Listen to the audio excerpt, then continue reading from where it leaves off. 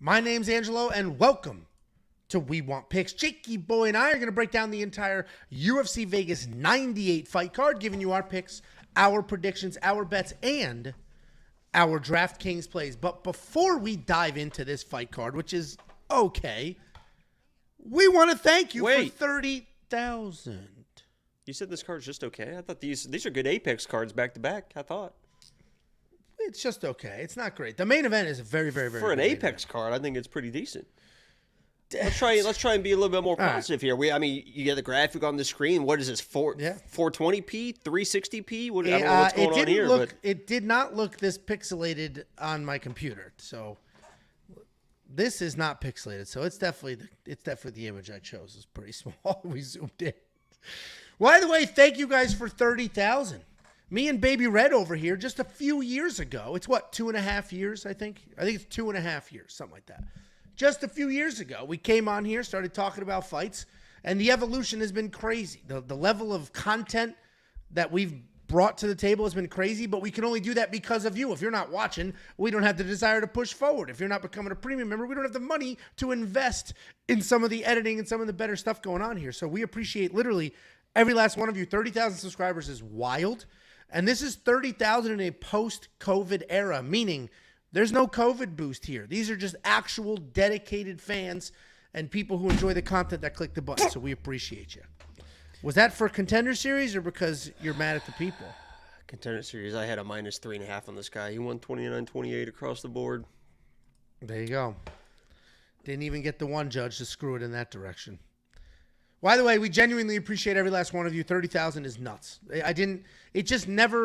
Each milestone never seems possible. Getting to 10,000 was crazy. Getting to 20 was like, oh my God. 30 is like, holy shit. So I'm looking forward to the next one. Thank you all very, very much. Before we continue down this path, listen, Jacob, I made this video. Jacob and I were live last Thursday when I discovered that one of my biggest trolls in the comment section was actually one of my good friends, one of my neighbors. And I said, there's some good content here. We put together one of the more interesting videos that we've made. Please watch it. For the love of God, watch that. I know you guys love the pick content. Watch some of the other content. It's a great video. Did you actually enjoy it? Because I didn't hear from you, so I didn't know. Yeah, I enjoyed it. No. Guys, it's not just Angela. It does feature me, so don't be Jacob don't be shy. Don't be shy that it might just be an Angelo video of him picking up poop in the yard. Right, I do get featured in it, so there is some funny content. But yeah, it is. The editor did a great job. It's great, well put together. So was that an AI? What is that? That was Matthew McConaughey's voice in AI, and to further that, it was Matthew McConaughey's voice by an AI. But not his regular voice, his voice from True Detective. It's actually, what AI can do is crazy. It was at that moment. Dude, it's crazy. It was good. Yeah. You can't believe anything on the internet anymore. You can't believe shit. So go watch that video. If you've seen True Detective Season 1, that's the theme of the video. And it is Matthew McConaughey's voice narrating it the same way he does True Detective. And you would not, I played just the audio for my neighbor. And before the video was done, because I had no idea. I just sent the stuff to the editor, and he was like, it took him forever. I was actually like, what the hell is taking him so long to make this? And then he finally was like, I have the best idea in the world. And then he started making it, and he was like, I'm going to use he goes, do you mind if I use a celebrity voice? And I said, no, as long as we check that box on YouTube saying that this is altered, I don't care. And then he said, all right, I've got a great voice. And he said, do you want to hear a clip? And at first I said no. And then I'm not patient, so I said yes. And it was just the intro audio of Matthew McConaughey. But I didn't know the theme of True Detective, so I didn't know it was his voice. Like, I was like, why do I know this voice? And my friend's wife was like, that's Matthew McConaughey. Like, instantly knew. So I was like, holy shit, dude, AI is nuts. My favorite comments on those videos were like, man, Jacob did a great job editing this. I know, and I know you didn't respond to any of them. I saw you didn't respond to any of them. So I responded to one because the editor watches this. That's how we even found him.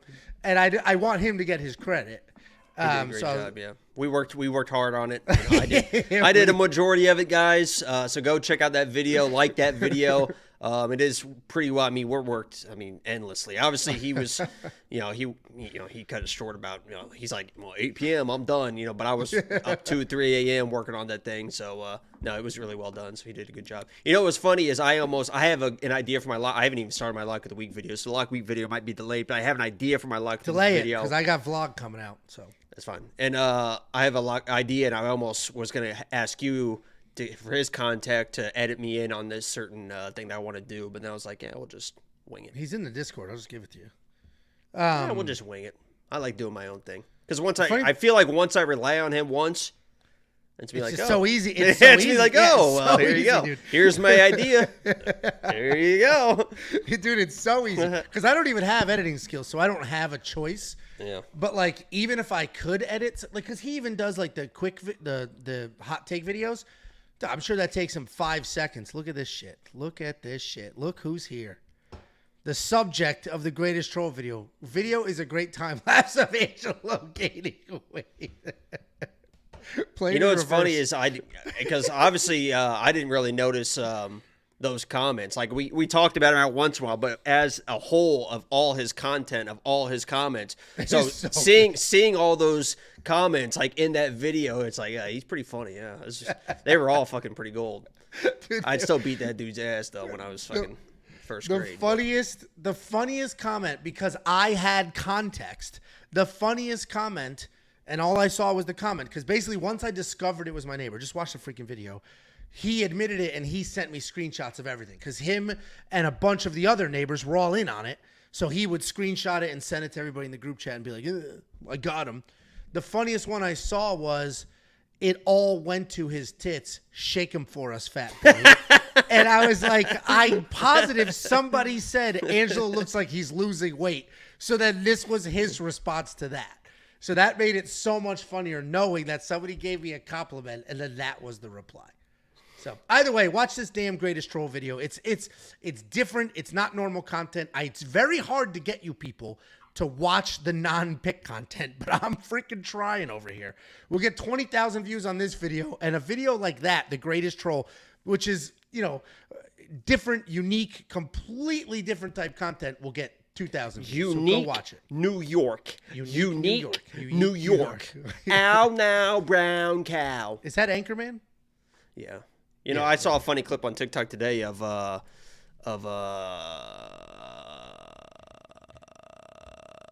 we go. Fucking semi-pro. I almost said a league of their own. I remember Jackie Moon, but I remember not liking it, but it's a fucking fantastic movie. But he he gets a traveling call, and the ref's like, traveling. He's like, I didn't even move. He's like, it's 1.5 steps. That's legal. And the ref says something to him. He goes, suck my dick, I'll kill your family, or something like that. And the ref immediately throws him out, and he's like, what did I say? I didn't say anything. He's like, you told me to S your D. It's so funny. I love that movie. Well, let's go ahead and get going on this. What now? First of all. Should I go back to this? Oh, there you go. The Sean Brady shirts have arrived, ladies and gentlemen, a fucking month after I ordered them. I don't know, these must be hand-drawn or some bullshit, but I told you guys, if you guys don't remember, I had my thing with Sean Brady, and I said that if he lost, or if he beat Gilbert Burns, I almost said Gilbert Arenas, hibachi, Gilbert Burns, that I would buy 10 of his shirts. And all of them right here's the proof here. I'll fucking 10 shirts. I fucking $400 worth of shirts. I supported this guy. They were $40 each? Yes. These are Who does he think shirts. He is? I know. These dude, are the just Young LA basic shirt's not $40. They're not. There's nothing even on the back. Dude, who does he think he is? I know. They're $400 on this shit. Shit. It's pretty good quality. Made in the USA. You know what's so funny, too? And I tweeted their dumbasses, too, when it took 3 weeks for these to fucking even ship and another week from the fucking show up. What a half-ass, shitty-ass fucking organization this is. What's it called? What? Few will hunt. Their whole thing is like being like this alpha male. We work harder than anybody else. Outwork everybody. On their Twitter feed, it's like fucking Every day they're putting these motivational quotes. Oh, get out of bed early. Outwork everybody. This takes you 9 seconds to screen print a fucking t-shirt, and it took a fucking month of them for 10 of them to show up at my fucking door. So this Few Will Hunt is a fucking piece of shit organization. They got my $400 fucking dollars, but don't fucking order anything from them because they're a fucking fraud organization. I got these shirts. We're gonna figure out a way to give them away. I got a few in the Discord. A few people in the Discord that have earned them that I've talked about that try to warn me about Sean Brady. And then how should we get the rest of them away? I don't know. It'd be something fun for you to do on one of your live streams. It's your whole thing. You did it. So yeah, I gotta figure that out. And the second thing too, which was like the dumbest thing I fucking heard maybe all year in 2024, possibly in the last decade, was you in the Discord today randomly saying that Alex is as big as Conor. No, somebody said there'll never be another Conor again. And I said, Alex is the next Conor. That's what I said. But it's not even close. He's getting there. He will never be Conor. Nobody will be not Conor. Even close. Nobody will be Conor as far as like international recognition. But for MMA fans, Alex Pereira is 2 knockouts away from It's not even close. Conor, it's not even close. Not even close. I don't know. Alex has never been on a worldwide tour to promote a fight. Alex has never been all over ESPN. Conor hasn't won a fight in fucking 15 years. If he had a pay-per-view in January, it would be the highest selling pay-per-view in the last 5 years. If Alex loses twice, he's going to be the featured fight on a fucking main card, and nobody's going to give a shit anymore. Obviously, he's not as big as Conor. I'm just saying. They said nobody will ever be, and I said Alex can be. If he stays on this path, and not like international recognition, just for actual UFC fans. He's the biggest draw the UFC has right now, not even close. And if he somehow becomes a heavyweight champion of the world, he will never be as big as Conor. Nobody ever will be your exact comment is Alex is basically the next Conor McGregor. There you go. Basically. No. It's not even close. Basically. I mean, basically. Basically. All right, let's go ahead and dig in. Guys, if you're not a premium member, become one. Not only did I give you unbelievable picks and bets last week, I gave you unbelievable picks and bets the majority of this year, up 6 of the last 7 cards. I went 11-1 last week. And before you say, Aldo didn't win that decision, fine. Then flip it. Then give me Rocky, because that's the only one I lost. Give me Rocky, I lose Aldo, I'm still 11-1. You know, there's a better argument for Aldo to win that fight than Rocky. Rocky actually got out. Everyone that watched the first round knows that Rocky won the first round just from pressure and the way the strikes landed. But if you look at the numbers, she was outlanded in that first round. To give Aldo not that third round is fucking absolutely asinine. It was insane. A very Vegas decision. And I fucking, or not a Vegas decision. Hey. Tell me if this is a good idea or bad idea. Let me know in the chat right now. Let me know in the comments if you're watching this after the fact, okay? Because I've got my thing with Mike Bell, right? You're my tweet kind of went $10,000 hit on Mike Bell. No, my tweet kind of went viral about Mike Bell. He was on 3 wild decisions. That's what somebody was like, well, he's not the only one. He was the common denominator in the Rocky one, the Aldo one, and he had the first round.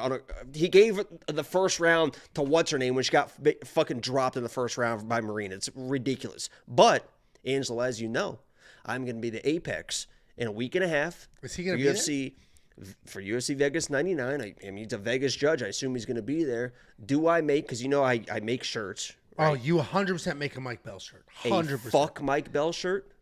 No, they won't let you in with vulgarity on it. I wouldn't do that. Dude, do this. Here you go. Find a picture of Mike Bell and do the barstool clown nose on his face. Like what they did with Roger Goodell. You know what's funny is that when there's a judge that sits like right in front of you when you're sitting there. You might have him. Dude, do the clown nose for, you know what I'm talking about? The clown nose Roger Goodell shirt? Yeah. That got Barstool banned from the Super Bowl. Do that one with Mike. And I'll be honest, I can't do that because I don't have any say in my wardrobe that weekend. So Jacob and his mom have been getting pretty close. My mom is going to the taking her to fights, and she's picked out a nice outfit for the both of them. If you guys are going to watch that fight, they're probably going to show us eventually, and it'll be me and my mom on the couch in the front row of the Apex. So, and she is dressing me for that entire weekend. I have no say. I mean, it is nice you're doing that with her. That's a memory she'll have for the But seriously, you know, hats off, not hats off, but our thoughts to everybody in the path of the hurricane. Your family is in the path. My family is in the path as well. So if you guys are in the path, both of our families are too fucking dumb to leave. So yes, yeah, you're and so if you guys are in the path, make sure you stay safe, and we're thinking about you. I went through. I'm a hurricane survivor, Hurricane Irma. I stayed. Angelo left me there, and then the next day he's like, give me a call. Oh, can you go check my house? Can you go? I did not. That didn't happen, did it? If it literally, did, I don't remember. Yeah, I don't remember if it did. Can you go? Well, you were there the next day. Can you go? Can you go see if the house is still standing? As Angelo's just living it up in fucking who knows where, Georgia. Georgia, yeah. One of my friends lives in Georgia, and she was like, "Come here." I was like, "Okay." So I know how much it sucks to go through a hurricane and the no power for a few days and stuff like that. So stay safe, everyone. Yeah, hopefully we'll bring you a little bit of entertainment tonight, wind it down before. And thanks for watching, guys. Make sure you like the video, subscribe if you're new, and we appreciate you. And we'll see you guys later. Well, while he's gone, I'm pitching premium. Guys, a data analyzer got a facelift a few weeks ago. Some of you watch just for the entertainment. Some of you watch just for the picks and the bets. Some of you watch and then became premium members to get picks, bets, tools, and more. One of the best tools that we have is literally the data analyzer. It is built from the ground up, coded from scratch, has every imaginable statistic, stat, data metric you'd ever want, and full tape study. You click a button, boom, the video appears in front of you, and you could watch the fights yourselves. You can unlock this at WeWantPicks.com. Just click Become a Member. It's freaking $10 for an entire month. I'm about to show you all 4 cards you're going to get with it. Line movement tracker is another tool. You're going to get the opening odds, current odds, win probability, and the line movement for every fighter on every card. The Prop Hunter is another tool, curated set of data specifically designed to help you find your prop bets. You're also going to get the DraftKings Optimizer preloaded with the DraftKings ownership projections, and they are the best DraftKings ownership projections on the planet. If you don't know what DraftKings Fantasy is, you're wondering what the hell these numbers are, the only way I can describe it is they are important, and we have the best ones, literally. And that's against, like, roto grinders, massive DFS companies that's all they do. And they charge $100 a month. And we're doing it for 10. You're also going to get more than me and Handsome Jake. You're going to get Handsome Artem and the Artificial Intelligence. Artem giving you his Dana White Contender Series picks. Bets, he's PFL. Dead. That man just fucking... Was that an elbow? Oh, my God. Dude, he's got a bunch of, like, fucking Guido friends in the stands with him. With, like, jerseys on and shit. That was terrifying. That guy just fucking got absolutely slept. Did you just open a beer?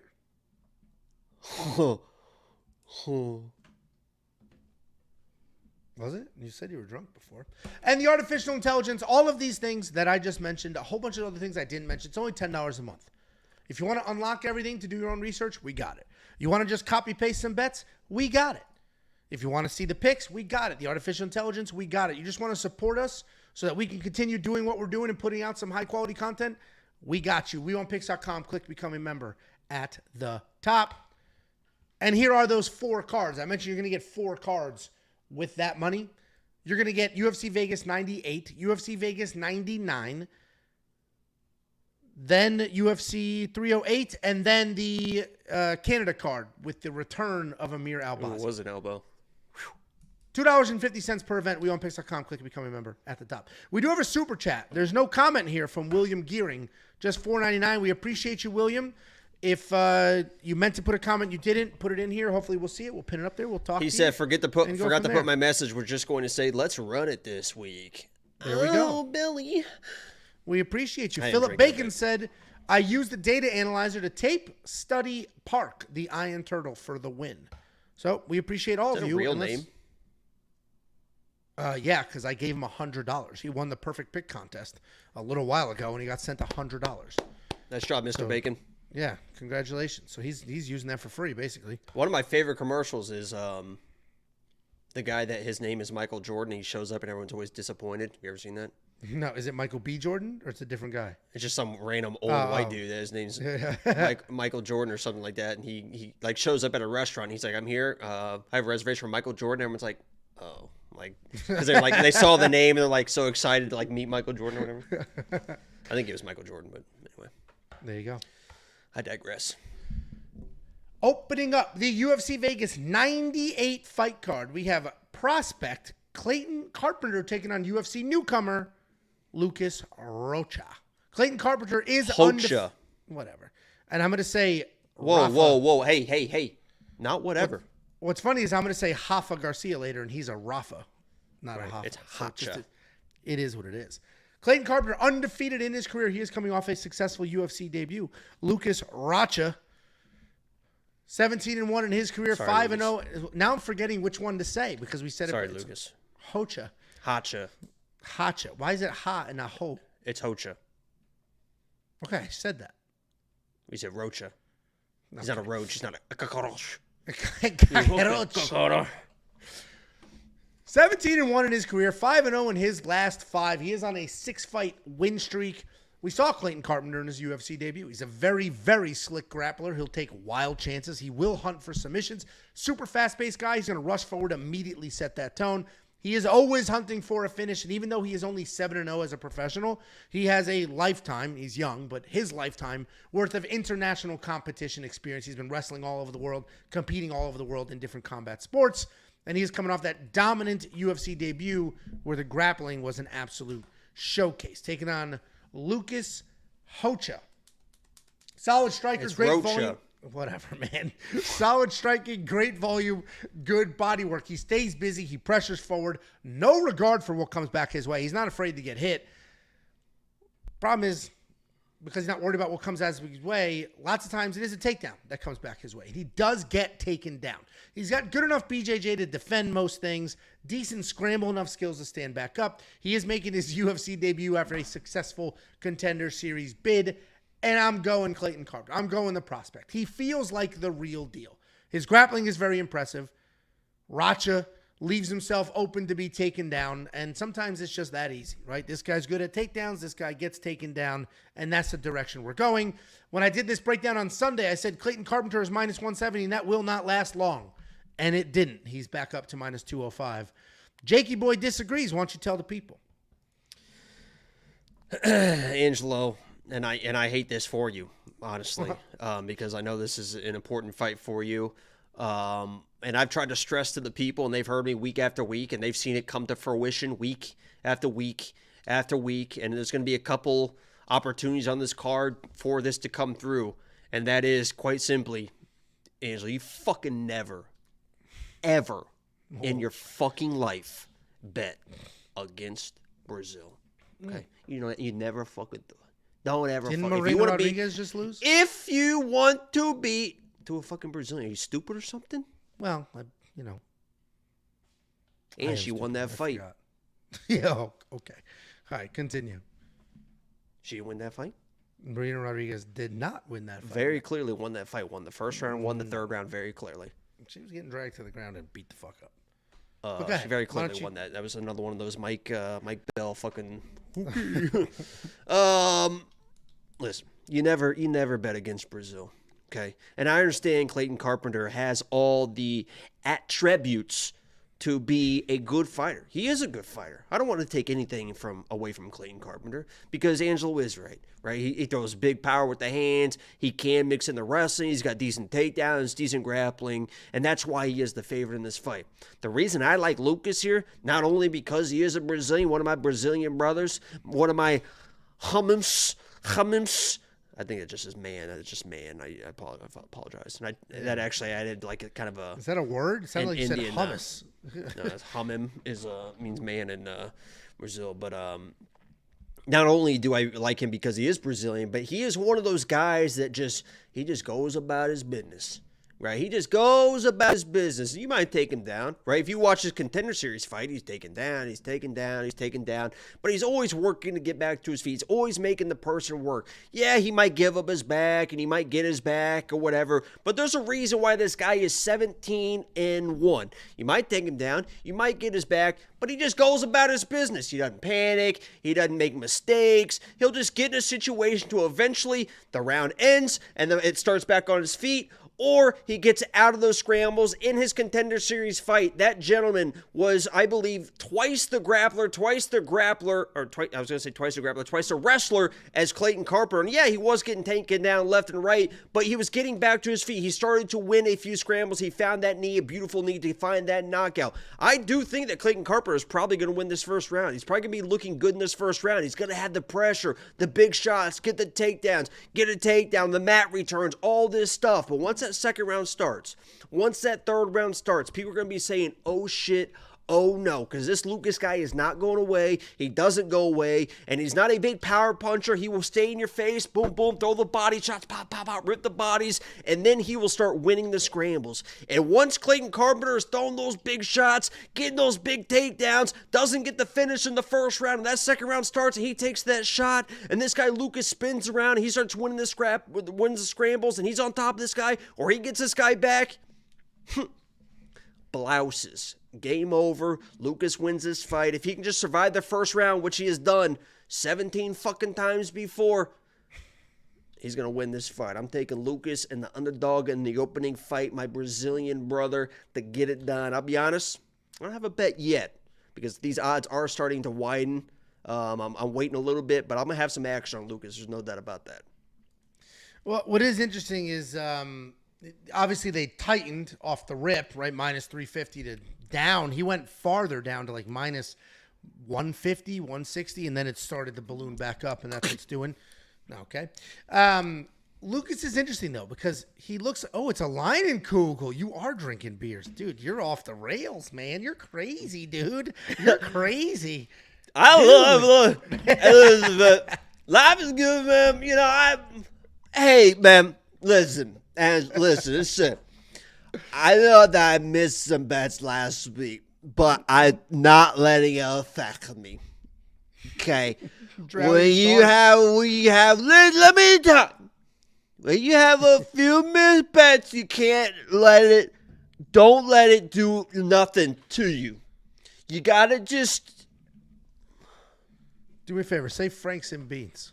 Franks and Beans.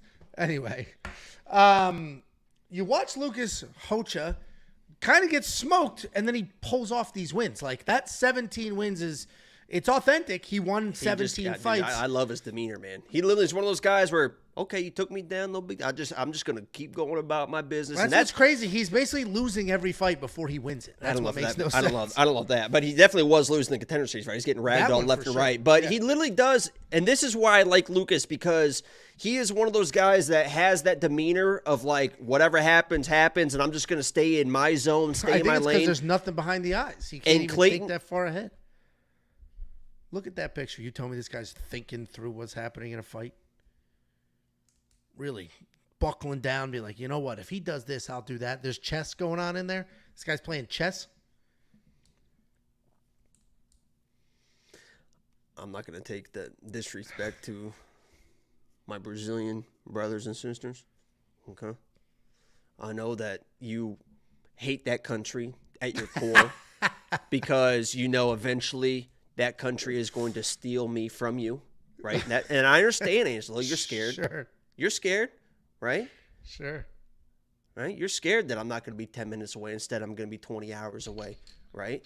But don't take the hate of the country out on these fine people that have worked their asses off to get to this point, right? But to my point, Lucas is one of those guys that just kind of goes about his business. And when you match that up against the guy that's kind of like full throttle, 24/7 in your face, those styles kind of clash, and it's going to be, can Clayton get it done early? And if not, I think it's going to be trouble.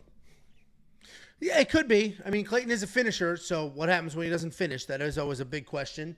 Will he slow down? Will he not? What's going to happen here? I am on the Clayton side. I am pretty comfortable with it, and I do like the $8,800 in DraftKings Fantasy because if he wins, he should score well. There should be some ragdolling and potentially some submitting involved in that. Do you like Lucas at the 7,400? I mean, you think he's going to win, and 7,400 is dirt cheap. So we have, this is just from, we have a Lucas right now on the screen. There's a Lucas at plus 475. Don't know anything about him. About to fight for Contender Series. I'm going to put some action on him. I feel like it's a sign. I'm going to put $25 on him to win 118. People are asking me in the chat. I have no idea. Don't tell me, but I see the Lucas connection here. and I'm going to ride the train. Sometimes you got to listen to the universe, Angelo. There you go. Guys, if you do want to unlock all the picks, the bets, and the tools, Jacob mentioned he's monitoring this line to get more value. Well, that's what the line movement tracker does. He's on the Lucas side. He's going to get better and better odds. So he's going to watch that line movement tracker. When it looks like it's peaking, then he'll place his bet, and you can do the same. Unlock all the picks, the bets, the tools, the artificial intelligence, and more. WeWantPicks.com. Click Become a Member. It's freaking $10 a month, and that month includes UFC 308. We do have a comment here. It's not a super chat, but it's a comment. Oh, my God. They're showing that Lucas guy I'm seeing him for the first time. One of the first things he said is, I'm a modern-day samurai. That guy's getting fucking smoked. Robocot said, Jacob, I need you to get us a companion live soon. It's not going to be this weekend. We're doing it right now. Yeah, we're live right now. Oh, yeah, we can't do it this weekend, can we? Oh, shit. Jacob and I are going to be And it's not going to be next weekend because I'm going to be in Vegas. Or UFC 308 because we're going to be Oh, my God. It's going to be a month away. Canada. You got the Canada card. The Amir Albazi card. Oh, yeah. Canada. Yeah. Our home and native land. Singing another country's national anthem is like treason. Bad karma. Yeah, it's not good. Yeah, so the next, actually, your premium membership, if you became premium member today, here's the next few events, and here's why Jacob can't stream. This weekend, Jacob and I are going to Texas OU. It's a tradition at this point. We've done it 5 years. Not going to the game. We do a big watch party at a thing. It's a ton of fun. It's a tradition. We've done it 5 years. This will be the 6th year Jacob's been the 5. Then the weekend after that. Is that confirmed? I feel like I've been all of them. Maybe you went to the first one. I assume not because you didn't live here yet, but maybe you did. But I feel like that's when I flew in. Like I feel like it could be. Yeah, I came to visit a few times. We did the star tour. I mean, you might have. I don't know. We'll have to look up pictures. Actually, I don't know. I don't remember. I don't know if you went to the first one because I think the first one was my aunt and uncle, and then Tiffany did it. And we were like, "This is awesome." Anyway, next weekend Jacob is in Vegas at UFC Vegas 99. The weekend after that is UFC 308. Me, Jacob, and a few other people are going to the Cosm to watch that card. And then there's the Canada card. Amir Albazi versus Brandon Moreno. You got that card. Hey, I'm not drinking a fucking IPA.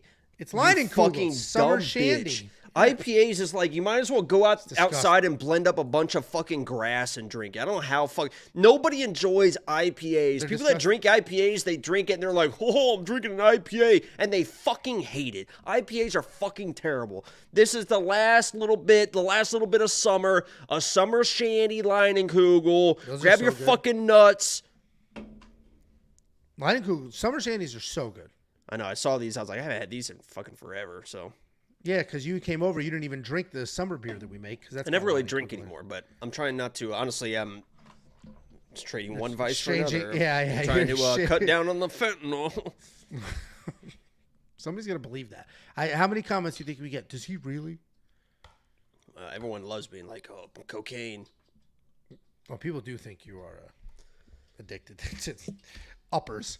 Speaking of cocaine, Dan Argueta. Next up. At UFC Vegas 98, we have Dan Argueta taking on UFC newcomer Cody Haddon. Dan Argueta 9-2 in his career. He is 1-2-2 in his last 5, coming off the come-from-ahead loss to Gene Matsumoto. He's taking on Cody Haddon. Cody Haddon is 5-0 in his last 5. He is making his UFC debut. Dan Argueta I'm very high on Dan Argueta. I've appreciated his career in the UFC for quite some time now. He's a short, stocky wrestler. He's going to come across the cage, wrap up your body, muscle you to the ground, and then start working. He's got good pressure. There's no space. Once he gets on you, it's very hard to get back up. It's very hard to create that space and get out of there. He has one single game plan. Move forward, get this fight to the ground, whether it's dragging or shooting full-blown singles and doubles. He is coming off that loss to Gene Matsumoto, who Jacob is very, very high on. Gene Matsumoto!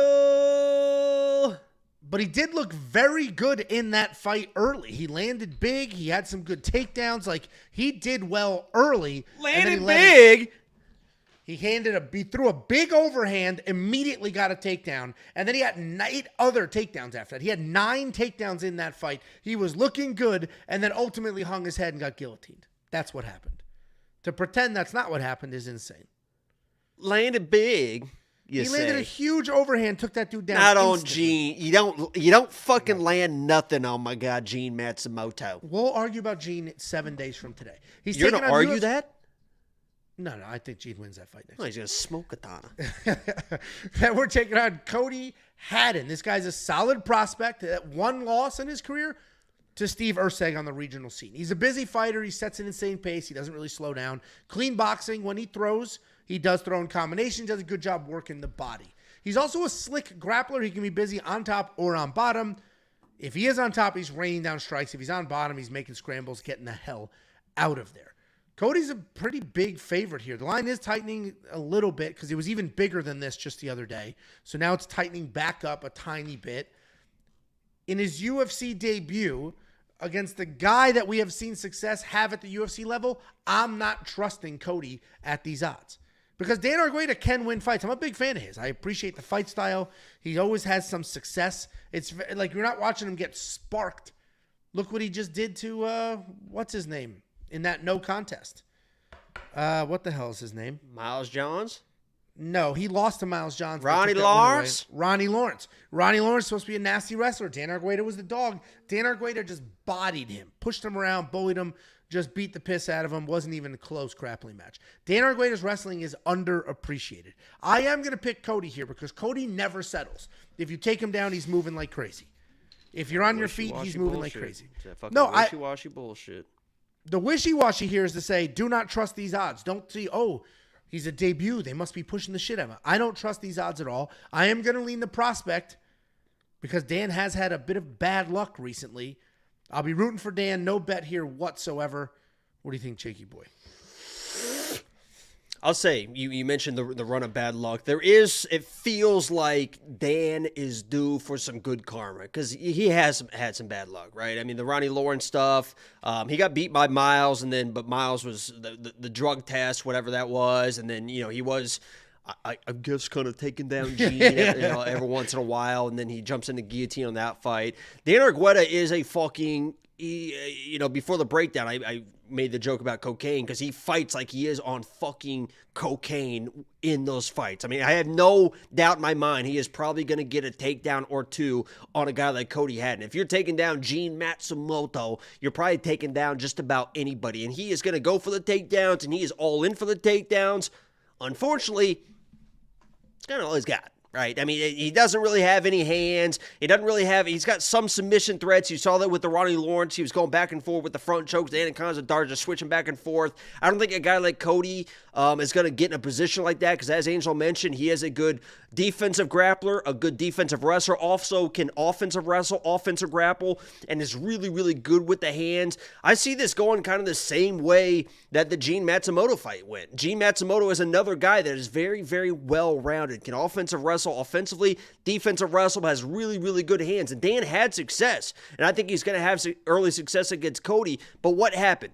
Gene made him work in the positions, also counter-wrestled him. What you have to do with these wrestlers is you have to be able to counter-wrestle them as well. Make them work to defend takedowns, because if they're just all offense, they can't, like Marab, right? If you just all offense, that's a lot easier to do than all of a sudden you have to defend the takedown, then reshoot the shot. And Cody is a guy that can also can offensive grapple and make Dan work on the defensive side as well. And once Gene started counter wrestling and they got back to space, Dan's gas tank faded pretty fast. And once his gas tank starts fading, he gets so desperate with the takedowns. His hands drop. He's just lunging in, and Gene was able to start lighting him up, which made him even more desperate, which was why the guillotine opened itself. It wasn't just a random Hail Mary lucky guillotine. He was tired. He was desperate. It was set up with the hands. Gene saw it coming. And I think the same thing could happen here. Cody's a black belt. He's going to be the way better striker. I think he can bide his time, let Dan start taking those shots, reverse a few shots, get back to space, beat him with the hands. Dan starts getting desperate, starts getting tired, and Cody's going to finish him the same way, either with the hands or the way Gene did it with the guillotine as well. But Dan is a fucking a fireball. He is really good at what he does, which is just crazy pressure, crazy wrestling. But I just don't think he's got the cardio to do it for all 3 rounds. And once he starts fading, he just really starts fading hard. And I think Cody's really, really good, man. I mean, he's got really, really good boxing, offensive, defensive grappling. I think Cody's going to be a fucking problem, and I'm all over him this week against Dan. Yeah, I mean, I do like Dan. I'm not betting on this fight because I do think of all of the UFC newcomers on this card, Dan has the highest percentage of playing spoiler. I think the rest of them are pretty locked in. He's got to win 2 rounds with wrestling and then hope to not be tired and get finished in the 3rd round. I mean, he doesn't really have hands. He's not going to be a submission threat to a guy like Cody, in my opinion. And I just don't think he's got the cardio to hold up for. I don't think he can do it. I mean, he tried to do it against Miles Johns. He couldn't do it. Obviously, the Ronnie Lawrence, it never really got to that point, and then he got smoked by Gene. I mean, he got really tired really fast against Gene because Gene made him work. Cody's going to make him work. Cody will make him work, too, because he doesn't even settle off his back. But I'll be rooting for Dan, and I hope I get the pick wrong. People that's say why there's no bet here. You know, that's like the Discord thing is like you and Dan is like a mini Angelo. Why? He's handsome. I'm handsome. Is that why? I don't. I'm not making that up right now. Literally, they say that he's like a mini Angelo. That you we guys don't look alike at all. Guys, can you confirm yes or no if they look alike, please? I don't think we look alike at all. I'm not saying don't. Hey, don't take it out on me. I'm just the messenger. That's an upgrade to what I'm working with. Look at that jawline. I'm just the messenger. I think he looked pretty decent with when he had longer hair. When he did? When he had longer hair. He was California cool with that hair. Yeah, for sure. Well, $7,500 in DraftKings Fantasy. I actually might spend that because I think there is an upside here with all of the takedowns, the control. Go look at what he scored against Gene Matsumoto with 9 takedowns. That's 45 points. That's 45 points just on takedowns. 45 points just on takedowns in that fight, not including significant strikes or anything else. Something like that, a $7,500 guy, you need underdogs in your lineup. I think I will experiment with some Dan Argueta in my DraftKings Fantasy lineup. And if you want to check out what the optimizer has to say, what the artificial intelligence says, what the picks are, what the bets are, what everything else is, WeWantPicks.com. Click Become a Member. It's freaking $10 for an entire month. That month includes 3 fight nights and UFC 308. We do have this comment here. Best $10 to ever spend is you guys. I think you should add another 0 to the subscription fee. I agree. If you do add another that's on 0, Twitch too. Shout out Twitch. Yeah, we're streaming to Twitch, Kick, Rumble, and YouTube. If you do add another 0, the $10, it's a year. I don't know what I'm trying to say here. $100 is a full year. You basically get 2 months for free. WeOwnPicks.com. Click Become a Member. Subscribe now and get grandfathered in before we change it to $100 a month. I'm never raising that price. Just before people hear that. I don't know. I don't want people to hear that and not understand sarcasm. I think I can convince Josh, and I think we could overthrow the government here. Even if we lose half of them, but we triple the price. I mean, that is what other businesses do. That's what Netflix does. All right, we're going to raise the price by 20%. We'll lose 5%. Yep. We're up. We're not going to do that, though. Even if we just do $12. just baby it up. There's almost 4,000 of them. The extra $2 covers this and that, and that adds to the gross. And we need a CFO. Jacob is literally talking exactly like every large corporation. I promise you, we're not going to do that. I'm the son of an accountant. I was real close to being an accountant. That's. You know what's funny is I meant to mention this to Charles, and then I forgot because. He was telling stories, and that was, if you haven't seen that interview with Charles, that was fantastic. He's a fantastic guy. He fights next week, so go check out an interview with Charles Johnson. We've done a few interviews, Yusuf, Yanez, Isaac Bulgarian, Jarzinho. We'll get some more people on there, but I forgot to mention because I originally went to college for accounting, and then I was like, well, this is fucking boring as shit. So I was like, I need something. So then I was like, and that was like right when I got like a laptop and like graphic design started like really blowing up. And I was doing I ran a Madden website, and I used to make signatures for people. Which were you on forums and had signatures? I don't know if you were on forums like that back in the day. No. But on forums, when you made a comment, even today, on the bottom part of your comment was like an email signature, right? And people would have like certain like graphics. There was like a certain dimension graphics for like their favorite athletes or favorite teams or whatever, and I would make those for people. So I was like, I do that already. I'm going to go to school for graphic design. So I switched my major to graphic design.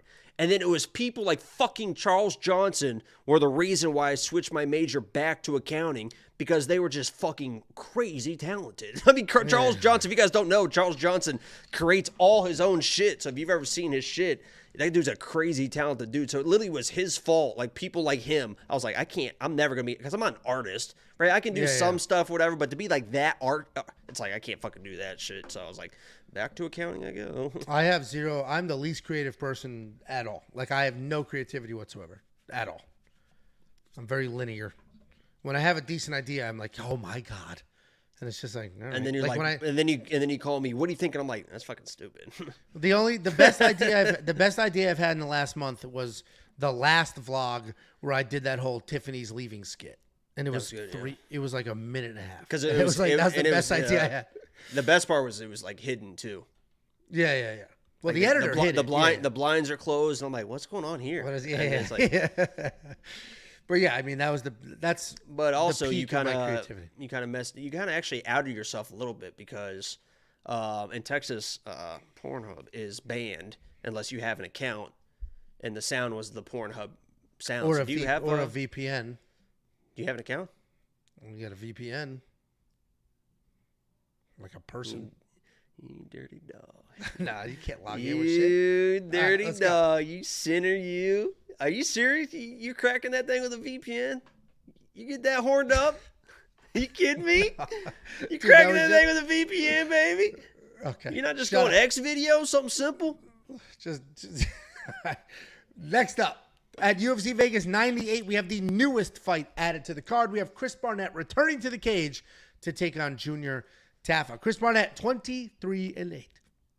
Hasn't been here in 2 full years. He is 3-2 in his last 5. Taking on Junior Tafa, 5-3 in the entirety of his career. 2-3 in his last 5. He is on a 7-fight skid. And Chris Barnett doesn't look like it, but I promise you, he is a very athletic guy. He's shockingly dynamic, super fast, very creative. He's got some real power. He can manage to land strikes in any possible direction and do all sorts of crazy stuff. He is getting a little older, and we don't know what he's going to look like because it's been 2 full years outside of the cage. But a couple of years ago, he's literally doing flips and swirls and spinning kicks and all the things. He's always shorter than his opponents, but is usually faster and more dynamic. He's taking on Junior Tafa, the younger brother of Justin Tafa. They're both similar that they have professional kickboxing careers. Can you just say careers. Tafa, please? Tafa. In that they have professional kickboxing careers, but they're very different in that Junior is tall and lean, probably the more athletic of the two of them. He's got decent footwork. He has a willingness to engage. He has power, good chin, not the fastest guy in the world, decently athletic.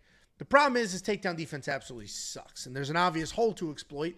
Just work forward and take him down. He's coming off that loss to Walter Walker, where he says he didn't tap, which he didn't, but he screamed, and you can't just be screaming while in verbal submission. Yeah, the ref's going to stop it if you're like, ow. Like, that's, I mean, what did you think was going to happen? So this is an interesting fight. And when this was first announced, and I verified that those were the odds we see here, minus 700 plus, those were actually the opening odds. Now, how long those lasted, because it may have been a computer glitch, because those were the public odds that were available, but they might have quite literally lasted for 30 seconds, because very, very quickly, those odds disappeared into the thin air, and all of a sudden, Junior is the good size favorite.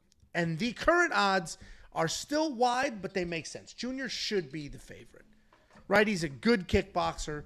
He's a little more athletic. He's younger. He should be faster. We have not seen Chris in 2 full years. I don't know why he's coming back. I don't know why he was away. I don't know what like, he's 38 years old. There's so many things working against this situation.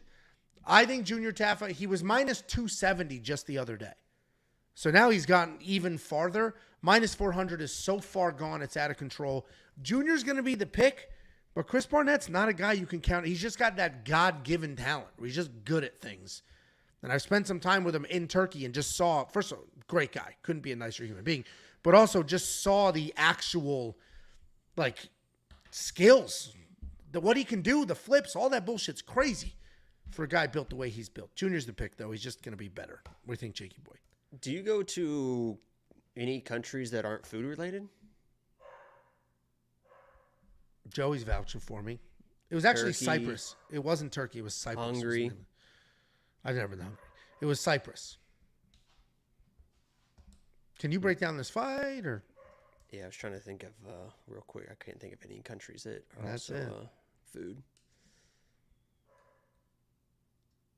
That's all of them. I don't know. I feel like Pretty sure that's it. Turks and Caicos. You never had. You've never had Turks and Caicos. Hurry up. I mean, my breakdown's gonna be pretty quick here. Junior Tafa should win this because he's the better striker, but I'm fucking taking. I'll fucking take Chris Huggy Boy. I'll take fucking Chris Barnett. I don't give a fuck. You watch him in fights. That dude doesn't give a fuck. He's gonna get in your face. He's gonna throw wild. And if he just comes in here and just bum rushes this guy and they happen to hit the ground, guess what? Chris Barnett's probably gonna end up on top. And if he ends up on top, he's probably just gonna finish this guy. Yeah, I mean, you saw that happen with in his last fight with the 185er that was heavyweight now, the fat guy, Jake Collier. That was a back and forth fight, and Jake Collier tried to finish that guy, and he had Chris Barnett hurt, right? And if you try to finish a guy and you don't finish a guy, especially at this weight class, at heavyweight, guess what? Once your cardio goes at this weight, you're fucking done. And that's exactly what happened. He had Chris Barnett hurt. He chased the finish. Chris Barnett hung in there, was hanging in there tough. His eye all busted up. They were talking about his face was paralyzed. He was like looking like this or whatever. And then the second round started. Jake Collier couldn't get his win back. He hit the ground. Chris Barnett full mounted, finished that fight. I hope the same thing happens here. I hope Chris Barnett gets fucking hurt, almost put out. Junior Tafa chases that fucking finish. Chris Barnett finds a way to survive and then finds a way to get this fight to the ground. It's very obvious for Chris Barnett. I'm not expecting him to come in. He's not that guy that's going to come in and try to shoot a blast double and win this fight boringly, rising it there. But weird things happen. People fall down to the ground. And if this goes to the ground and Chris Barnett ends up on top of this guy, he's going to fucking win the fight. So I'll take a flyer here. Obviously, Tafa should win this. It's a striking match, but I'm going with Huggy Boy, Chris Barnett. It's Huggy Boy, right? Huggy Bear. Huggy Bear. I'm going Huggy Bear. It was Beast Boy and then Huggy Bear. There you go. That's what it is. I'm going Chris Barnett here. I like his tenacity.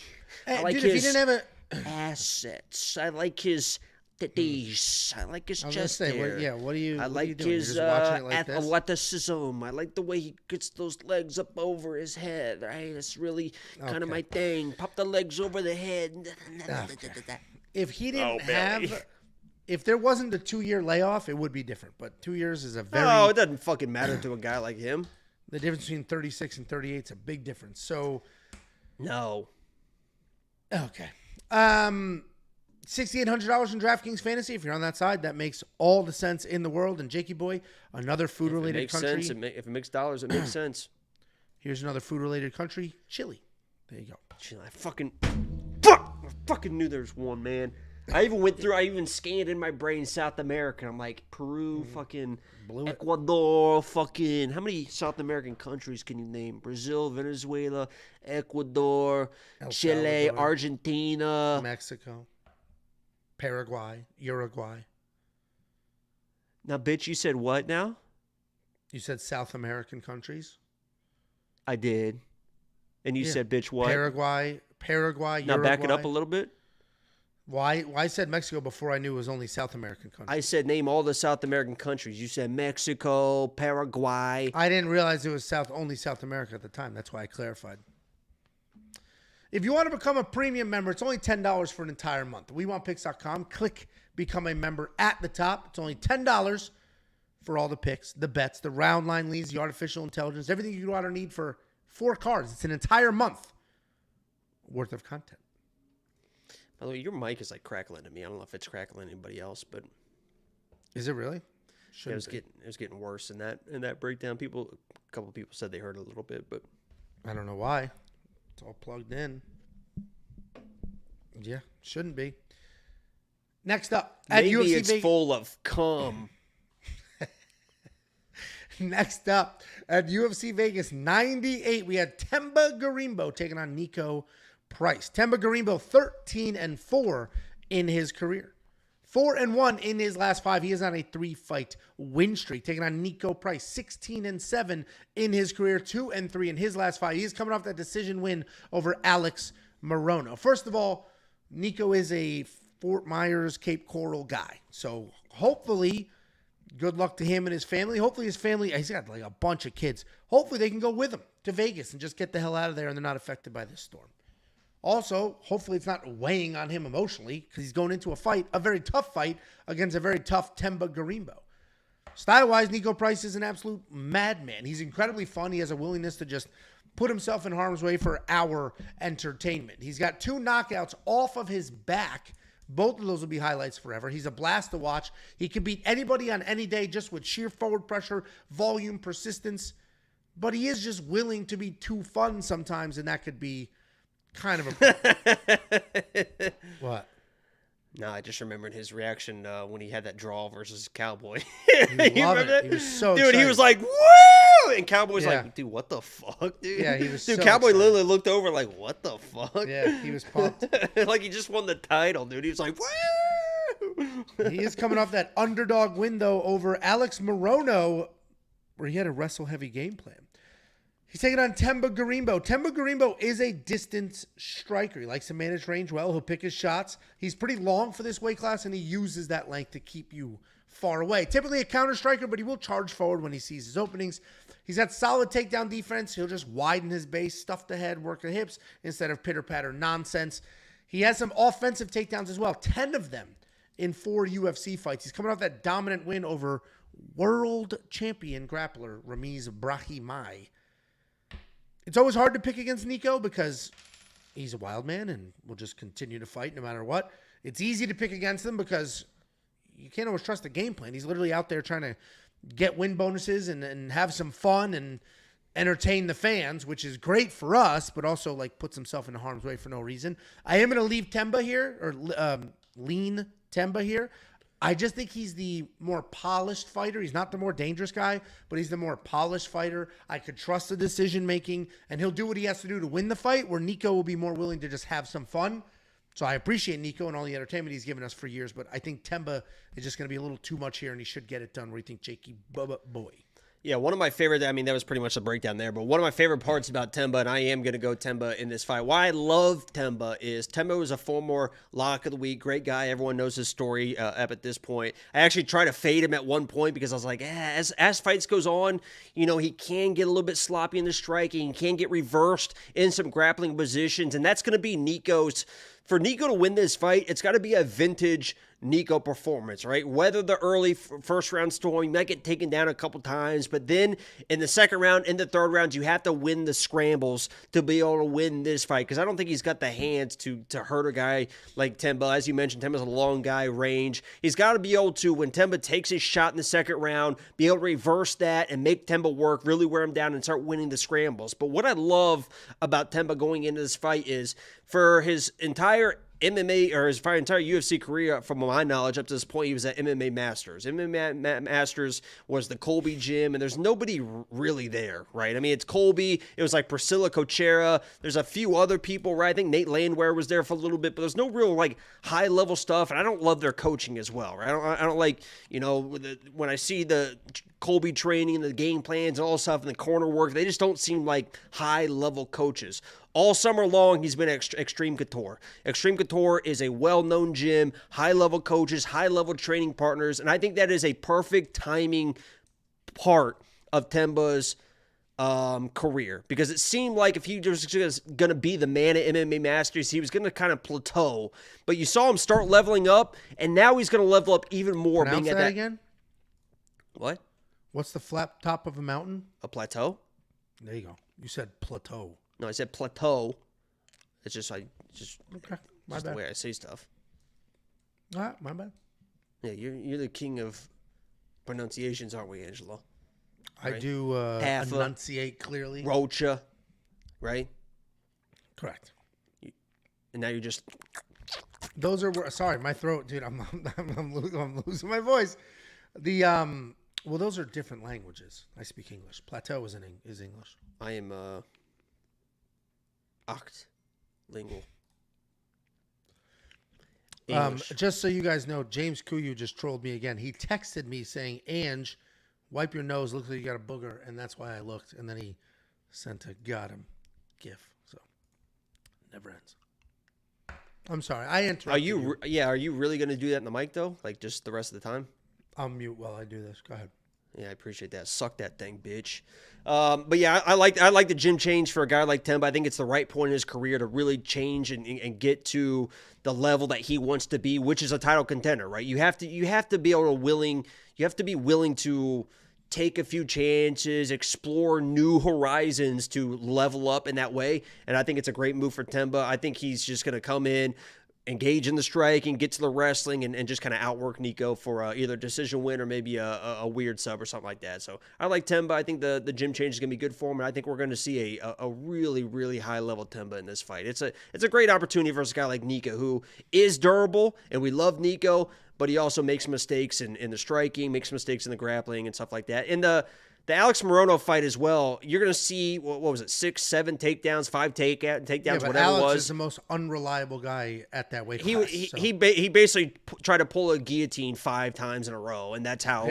I mean, Niko was on his hips, right? But then he's like and it wasn't even like one of those power, like quick guillotines. It was one of those, I'm on the hips, and my hands are. Kind of slow motion. So take those takedowns with a grain of salt. It's not like he's going to come in and like be blast doubling Themba, and there's like a new Niko. So I think Themba just kind of outworks him. Yeah, and we'll get to Alex. He's on this card too. He's a pretty unreliable guy. But we're both on the same side here. I don't think I'm going to do the $9,200 for Themba though. This could be a decision. Niko can be very durable. Obviously, Robbie Lawler put him out, but that's freaking Robbie Lawler. And Themba, while he can Themba put out Rodriguez, and Pete Rodriguez is a very, very high level striker, very high level durable. 3-time lock of the week. Fucking Pete, man, I love 3-time lock of the week. Pete Rodriguez, feeling magical, fool. That dude missed weight twice. Feeling hella magical, fool. Hella magical, fool. Guy missed weight twice and then was knocked out in 2 seconds. What a joke. What a joke. Dude, I had him, and you know how much I love Jack Della. Even going into that Jack Della Medellino fight, I'm like, guys, listen, I know that Jack's a good boxer, but this guy, Pete Rodriguez, can throw that shit. He can switch stances, right? He's a grappler at his core. And Jack Medellino was like, bad, boop, boop. Just, He's so bad. Fuck. You were all over him for a bunch of time. Dude, at one point, we almost had the lock of the week heads up against the safety parlay because I had Natan Levy, and you went Pete Rodriguez. He would. And that I stand to this twice. fucking day that he smokes Natan Levy. No. Well, we'll never find out, will we? If you do want to unlock all the picks, the bets, the round line leans, the artificial intelligence, and everything else, it's freaking $10. It's just an amazing way to support us as well. And then on top of it, you get quite literally the greatest suite of tools and information you could ever want or need. $10 for an entire month. WeWantPicks.com. Click Become a Member at the top. 20 miles to the west, and you and everyone you know are dead. All of you. That was the storm that we were, or I left, but that was the one that you stayed unless for. You're very, very lucky. And your kids died too. Your kids died too. That was so wild. No, that was Hurricane Matt. It was on the other side of the state. That didn't affect us at all. Okay. If this hurricane, you and everyone you know, it's like, that's not how hurricanes work, dude. Yeah. Well, even like my wife's like pretty upset that none of my family is leaving. I was like, I'm not worried about them dying. Like, yeah, I'm not worried about that. That's what my parents like. Yeah, I mean, they're gonna just lose power. It's gonna suck, and it'll be scary. And and they could have some flooding, and maybe the house get. And the worst case scenario is like the house gets ruined or whatever. But it's like, yeah, they're not gonna die.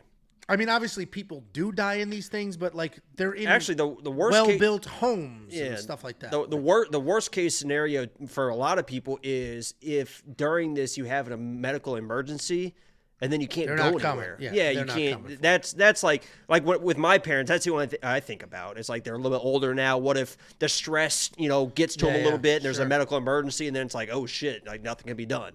So yeah. Yeah, I mean, well, they got that fire department right there, which could help, but they're not coming. Yeah. Next up, at UFC Vegas 98, we have a battle of the grapplers. We got Jonathan Pearce taking on Pat Sabatini. Jonathan Pearce, 14-6 in his career, 3-2 in his last 5, and he is on a 2-fight skid, unfortunately. Taking on Patty Sabs, 18-5 in his career, 3-2 in his last 5. He's coming off that Diego Lopez loss. Jonathan Pearce, solid wrestler. He sets a real good pace early, both on the feet and on the ground. Decent takedowns, good BJJ. He averages more than 5 takedowns per fight with an accuracy of 50%. As soon as he gets his takedowns, he's looking to strike. He's typically looking to TKO you instead of submit you. In 20 fights, he has only been to a decision 4 times. He leaves it all out there, and it's obvious when you see that pace. He's fun to watch. He's got to take one to give one kind of striking style. But he is coming off that loss to David Onama where he had the takedowns, 5 of them in fact, but he did miss 9. So he couldn't really fully get that grappling going. Taking on Pat Sabatini. Pat Sabatini is a very dangerous grappler. Very good wrestling, good top pressure when he is on top. His grappling is incredible. He's always live for a submission. He's got technical striking, but he can be stiff, and he is hittable. And unfortunately, he is chinny. We've seen that happen twice now. He's averaging almost 4 takedowns per fight and 2 significant strikes received per minute. He's coming out that finish loss to Diego Lopez. Boy, Jakey really he's got 2 lining kugels. He's pissing like a racehorse. At one point in time, Patty Sabs was a great prospect. And he still is a very good prospect. It's not like his skills have disappeared. But I feel like he's the exact same person now that he was a few years ago. We didn't see giant improvements in the striking. We haven't seen giant improvements in the wrestling. So for the most part, Pat Sabatini in 2024 is the same Pat Sabatini we had in 2022. And that is still a very good fighter, but I just feel like Jonathan Pearce's nonstop forward wrestling pressure, while that is probably the fight Pat wants because he's such a good grappler, I think it's going to be very different to be defensively grappling than it will be to be in control of those situations. So I think Jonathan Pearce is going to come forward, get the takedowns, work on top, and I think Pat Sabatini is going to have a hard time with it. I'm picking Jonathan Pearce to win, and I threw a half a unit. I'm at minus 131.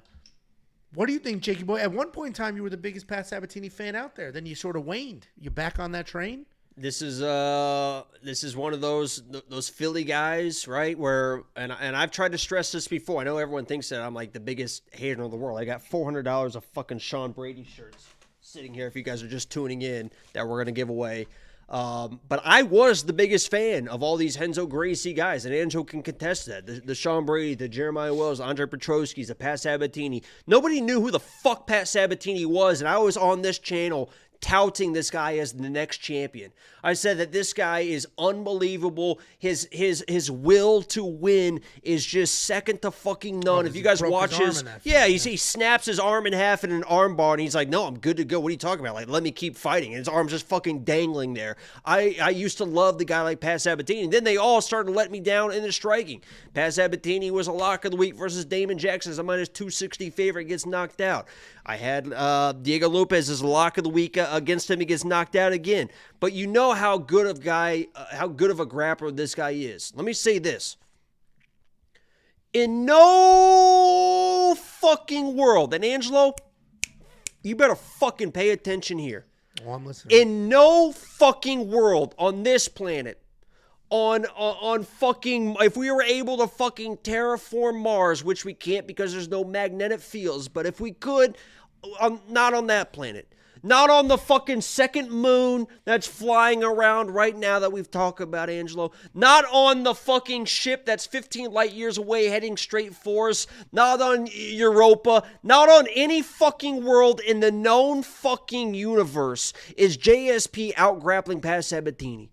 In no fucking world is he out-grappling. There is nobody in this fucking division, I'll say it right now, that is out-grappling Pat Sabatini. It's just not going to fucking happen. Now, is JSP going to come in and throw wild and maybe land a shot and knock out Pat Sabatini that we've seen happen before, land a big shot? Could happen, right? We saw it with Damon Jackson. We saw it against Diego. We saw it against with Jamal Emmers. Jamal Emmers clipped him, and then he just kind of fell into that heel hook, right? So Pat Sabatini is a chinny guy. My advice for Pat Sabatini is, dude, just fucking relax, man. Just fucking relax, because Pat Sabatini comes in and he's just so tense in the striking. He just feels like he needs to be the one to take that takedown. He needs to get to the grappling as soon as he can. You saw that versus Damon, boom, uppercut or whatever it was. Same thing with Diego, boom. He tried to force the situations, especially against a guy like JSP who is going to come forward. I think Angelo agrees. He's going to come forward with the striking. He's going to try to impose his own offensive wrestling in this fight. Dude, Pat Sabatini, you don't have to do fuck for shit in this fight. Relax, dude. Relax. He's going to take the shot. You can out-scramble him from there. You know you're the better grappler. Wait for him to do that. Even if it's the big shot that you can time. What I loved the most was he kind of forced the takedowns early versus Lucas Alexander. And he was able to get those. But in the second round, when I went to the second round, he was patient. And that timing on the single leg was beautiful because Lucas knew he had to land a big shot. He came through, and Pat knew it was coming. He threw that big shot. Boom. Beautiful level change to the single. And if he gets a single on anybody, he's taking him down. He's fucking control. Nobody has better control than Pat Sabatini. So, this is probably going to be a grappling match. And if you just take your time and relax, JSP is going to either take a big shot to try and knock you out, you see it coming, level change, you out-grapple him, or you wait for him to take the shot and you out-scramble him. JSP is just I know he's got good wrestling and good grappling, but every single fight he's in, he gets sloppy, he gets reversed, he can be taken down, and if you can get reversed and taken down and out-grappled by every other person, guess what? Pat Sabatini is going to have his fucking day with you. No chance in a fucking lifetime JSP out-grapples a guy like Pat Sabatini. I think this is a grappling match, and I'm taking Pat Sabatini 1,000 out of 1,000 times in a grappling match versus fucking anybody in this division. Listen, I don't. That was a passionate speech, and I love Pat, man. I always love Pat. I don't disagree with a lot of the things you said. I just feel like, well, first of all, Jonathan Pearce is on a bit of a skid. Patty also coming off an unfortunate loss there. I just feel like Jonathan Pearce is the far more dangerous guy, certainly on the feet. The wrestling is incredible, and if he can come forward, wrestle heavy, stay out of danger. He's not winning any scramble. He's not taking Pat down. He's not fucking doing anything. He'll definitely take. He's not. I don't think he's gonna fucking. Dude, I'll bet you $100. Dude, Pat Sabatini is such a fucking good wrestler and grappler. It is insane. He is a good wrestler. To think that Jonathan Pearce is gonna be on top of this guy is fucking asinine. I bet you $1,000 or not $1,000. Jesus Christ, $100. That he doesn't take. Pass even money that Jonathan Pearce gets a takedown. You're saying he doesn't, and the bet goes away if there's no takedowns attempted. Like if he doesn't attempt a single takedown, that's a stupid bet. Like it's a moot point. Let's see what they put the odds at. I don't think he's going to take it down. Let's see what they put the odds at because I think it's going to be. I'll get some good money on that if it's the actual odds. We have to wait till Friday though, but. Yeah, because I bet his takedown line isn't at a half. His takedown line is going to be at 1.5. If not more. All day on that. Yeah, I think he gets him for sure. Well, Jacob and I are split. I think this is it's not the first fight we're split on tonight, but we're certainly very far apart on this one. You think Pat wins by finish? I mean, Jonathan Pearce can get finished too. I think he can wear down JSP for sure. Final finish. Yeah, I think the under 2.5 is a sneaky good bet if that's the round line your book is offering. If you do want to unlock all the picks, the bets, the round line leans, the artificial intelligence, the Dana White Contender Series picks, Bellator, PFL, everything. It's $10 for an entire month. WeWantPicks.com. Click Become a Member. This guy was a fucking favorite versus Diego Lopez. His last fight. Now he's a dog versus JSP. He was a. I don't know why. Yeah, they had him as a favorite versus Diego Lopez. It was a slight favorite. Yeah, that was a while ago. That was several Diego Lopez fights ago. It was Pat's last fight, but it was like 3 fights ago for Diego Lopez. 2 fights ago. 2 fights ago. We do have a quick comment here. SK said Pat Sab was always supposed to be Jacob's lock of the week, but he betrayed Pat. Pat betrayed Jacob when he was a 3-1 favorite or whatever it was, and Jacob broke his own rules, made him the lock, and then he got smoked. That was the same week that I had 10 in a row. And he would have. He would have the 10. No, he would have been that broke the lock of the week. But I also had Cameron Van Camp on the same card. So Cameron Van Camp was like the second fight of the night and lost to break the streak. But I also had Pat on the same card because I never win both lock. Every time I try to double up lock of the week, but Pat lost on that same card. I have that same issue with safety parlays. As soon as I add a third leg, every time, you know what's funny is every time I do my own safety parlay, it always loses and yours always wins. Same thing happened last week. I always just motivate. Please do another safety parlay. And I literally put that in the chat. I was in that post. I was like, I'm going to motivate Angelo. I'm going to make my own. It lost and yours won every single time. Yours should have hit. You got screwed by the judges. Next up. At UFC Vegas 98, we have another UFC newcomer, another highly touted prospect. We got CJ Vergara taking on Ramazan Temirov. CJ Vergara 12-5 in his career. 3-2 in his last 5, and he's coming off that decision loss to Asu Almabayev. He's taking on Ramazan Temirov, 17-2 in his career, 5-0 in his last 5, riding a 9-fight win streak. I love CJ Vergara. He's a ton of fun. He's almost like a little Dan Argueta for me. Not because of the wrestling, just the forward pressure, the attitude. I'm just a big fan of that fight style. High pressure striker, solid forward motion. He's clean with the boxing, Now say solid that again. knees. I said solid forward motion. It might be your headphones messing up. Actually, you Immersion. mentioned Remember, you mentioned the microphone. You was stopped skipping me around. because you thought that I mispronounced. Yeah, you plateau. said something weird. I've got marble mouth. You said something weird. Very different. He likes to fight inside the pocket where he uses some clinch work. He likes to showcase the power if he can. He's a never say die kind of guy. And while he has 0 recorded takedowns in the UFC, his BJJ is solid enough and he can create some scrambles. He's coming off that loss to Asu Amabayev where he was taken down 9 times. Taking on UFC newcomer, it's actually Ramazan Bek, but we'll say Ramazan Temirov. And this guy's dangerous. He's a lightning fast striker, short legs but crazy power. He's incredibly fast. No issues marching forward to try to find that knockout. He is creative on the feet. He'll mix in powerful overhand, spinning attacks, kicks. You're not going to see a lot of wrestling from him, but his takedown defense looks pretty good. He has some dog in him. He doesn't take a ton of tape study to see that he gets rocked, but he'll just push through and make it done. UFC debuts are always tricky because you've never really seen them fight anybody at a decent level, right? It's always beat the shit out of some regional guys, come to the UFC, and then we'll find out. There's some CJ decent regional Vergara, guys. what? Over there's some decent regional guys. Yeah, I trust the Russian, like that region, far more than I do some of the others. Like The American is the worst, probably. American's The tough. American regional is American's fucking tough. rough. If you get Brazilian can be, but once you start getting in like the LFA and stuff, LFA is always legit competition and stuff like that. But American Asia's- regional scenes is usually pretty fucking The Asian Asian countries are pretty hit or miss. Yeah, yeah, Actually, those are Russia pretty rough. is technically in Asia, but you'll get a 20-0 Chinese prospect that comes in. Yeah, here they and just gets run through smoked. fucking 12 fights in a year. Yeah.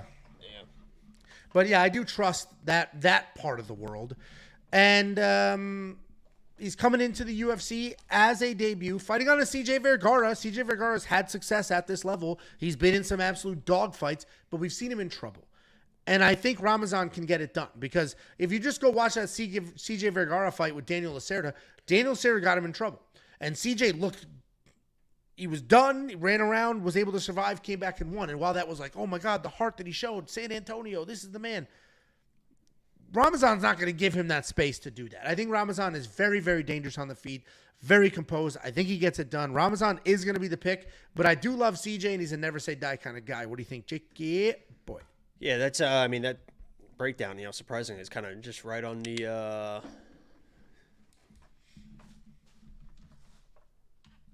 Right on the road plan? What does that say? No, it's a nail. It's right on. Hit the What does nail. that say, though? What does the board say? Huh? Poet? What does the board say? You think that fucking says Poeton? Protect and plan? Rodden plan? What does that say?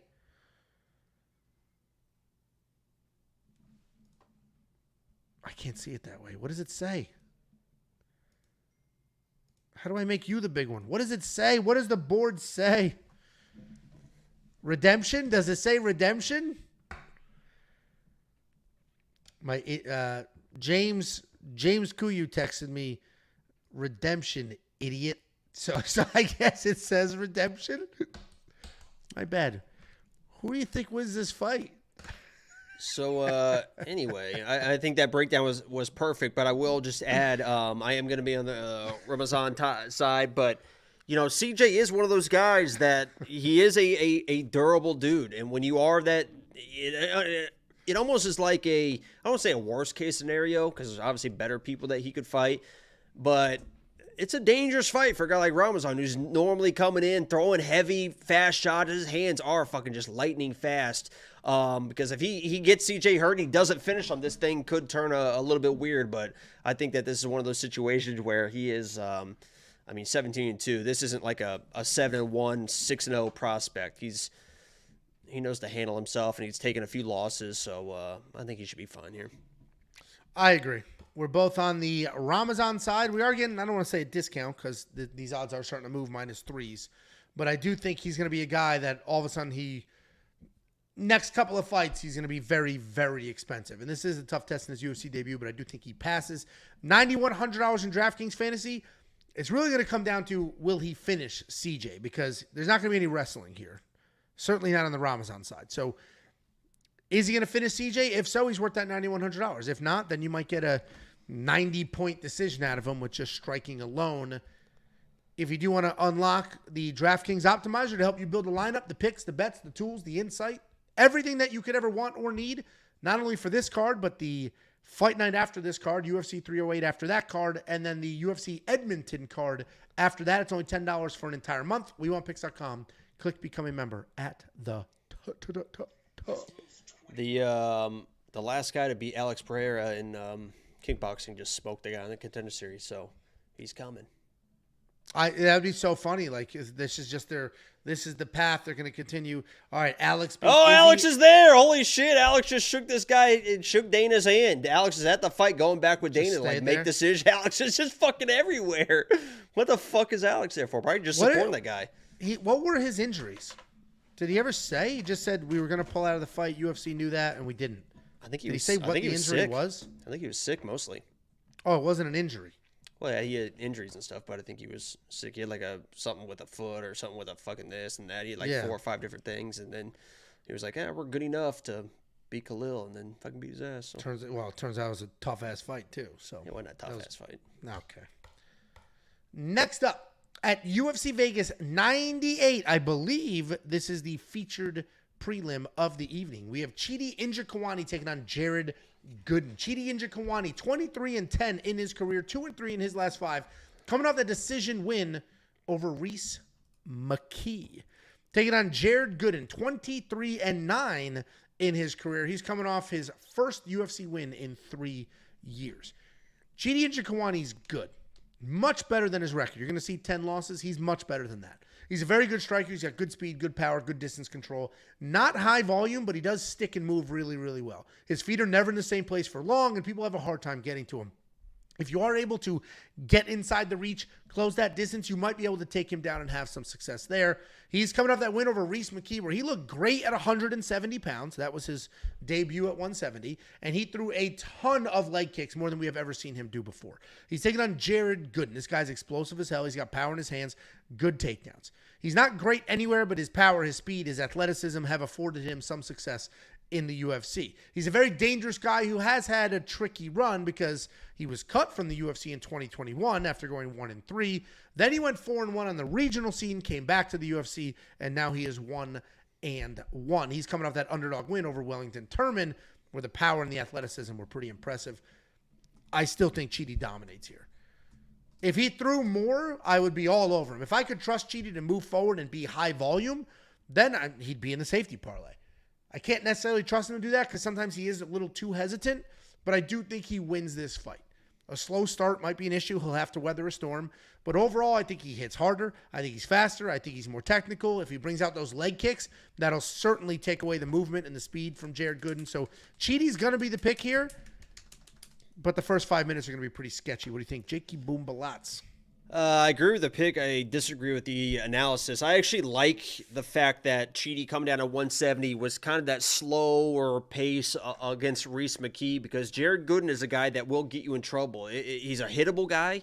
You can rock this guy, but he typically is a pretty durable guy, and that's what Wellington got in trouble with. He thought like, I'm hurting this guy. Let me try and knock this guy out. Then he got rocked, and Chidi is known before as being those blow your load, almost get the knockout, and then all of a sudden he's just tired, and then he's just getting finished. I mean, you saw that versus Ola Jacek. He thought he had that guy finished. He ended up getting finished himself. Same thing with Gregory Rodriguez as well, against a hittable guy, Gregory, who just kind of out-toughed him in that situation. So if Chidi comes in and thinks the old Chidi style of, this guy's a hittable guy, I'm just gonna blow my load, he could run into some issues here. I think the only person that can beat Chidi here is Chidi. If he just kind of comes in and is just kind of methodical and pointing from the outside, Jared Gooden's not going to kind of blitz him and put him in any situation. Jared Gooden's going to also be kind of that methodical pace, and Chidi should be able to win a point fight, hurt this guy, and maybe put him away. Just wait for the knockout to kind of find itself. But you have to expect, if you're Chidi, you have to expect that Jared is going to be there for all 15 minutes, and you cannot blow your load in the first 5 and then hope to survive, because if you start getting hurt, Jared does have power. And the crazy part is Jared's only 30 years old. I mean, Chidi now at 35, is he going to start slowing down? Is the weight cut going to be a little bit tougher? Jared's got a lot of experience, been out of the UFC, been in the UFC at only 30 years old. He could still be improving. This could turn into a weird fight. But Chidi, I think the only person that beats Chidi here is Chidi. If he comes in and is that Muay Thai striker with the front kicks and the hands and kind of just takes his time, I think he can hurt this guy over 15 minutes and win the decision. But if he starts acting like the old Chidi and tries to finish this guy, you can find an interesting situation. But I'm going Chidi here. Yeah, I mean, I'm with you. This guy said 35-year-old moving down in weight ain't it. He moved down in weight last fight, and he looked great. So that's a weird narrative to put out there. $8,600 in DraftKings Fantasy. I think I'll spend it. It's a little risky because, to your point, Jared does wobbled, but he does stay on his feet and can be durable. We watched Chidi almost finish Gregory Rodriguez just to get finished shortly after that. Same with Olajaychuk, too. He had Olajaychuk hurt. Yeah, exactly. So Chidi is a very dangerous guy that could end this, or Jared could weather a storm and turn this on its head, which is why I think the odds are sort of staying in this range, and Chidi hasn't taken off to anything beyond this. But we're both on the Chidi side. I think I'm going to shoot my shot at the $8,600 in DraftKings Fantasy. I think he might be able to find a finish certainly a little bit later. And if you do want to check out all of our picks, all of our bets, and Artem's as well. Artem absolutely crushes the Contender Series. I guess he crushed tonight's. I didn't watch it. I didn't see his picks, but I guess he crushed tonight's. But his UFC picks are very good as well. And when you become a premium member, you see my picks, Jacob's picks, Artem's picks, and the Artificial Intelligence picks all lined up nice in a row, so you can see where we agree, where we disagree. Then we have our top plays listed out, all of our bets, everything. WeWantPicks.com. Click Become a Member. At the top, it's only $10 for an entire month. $5 super chat from Gold Coast Kombucha. Ooh. Shout out to Artem. I parlayed all his KO picks and just won $182 off of 6. These guys are the truth. Oh, Billy. Grass isn't greener with lucrative cappers. We're $10 a month. Imagine spending 10 times that for worse picks and bets. You just got a year and a half worth of premium off a $6 bet. There you go. We appreciate you and your support.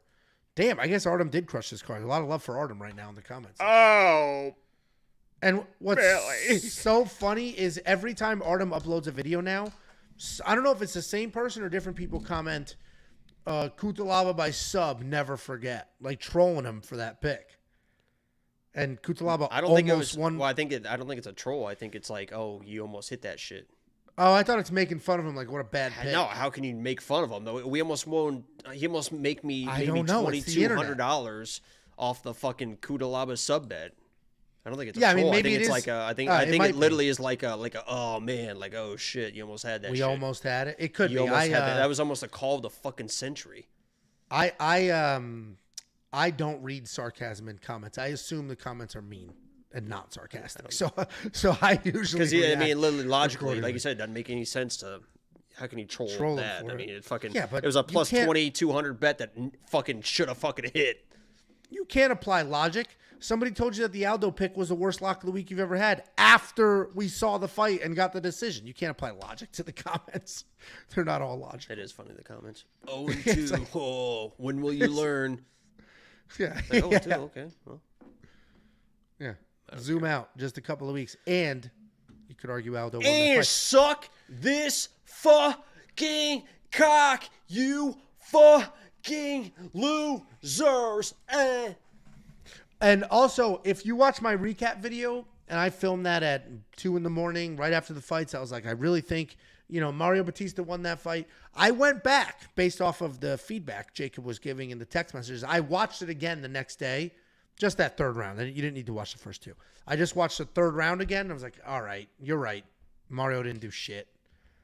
He did hold him against the cage, but as you guys have pointed out many times, that doesn't mean anything. And somebody tagged me in Discord too. It was like, Jacob's coping all week. I haven't even, I made that one tweet about, and that was not even about the Aldo fight in general. That was about, the Mike Bell tweet was about fucking the Raquel fight. It was about the fucking Lucindo fight. It was whatever. I've been very like, What are you going to do? I don't fucking complain about shit. It's like it is what it is. We had another super chat, $5 from Mookie. Artem got every method of victory and the round. That's Holy crazy. shit. So he picked all the fighters correct, how they would finish, and what round they were going to finish. Holy shit. Holy shit. Good job, Artem. Our little Rain Man. Our little job, Artem. New Zealand Rain Man. Artie. Oh, I love rain.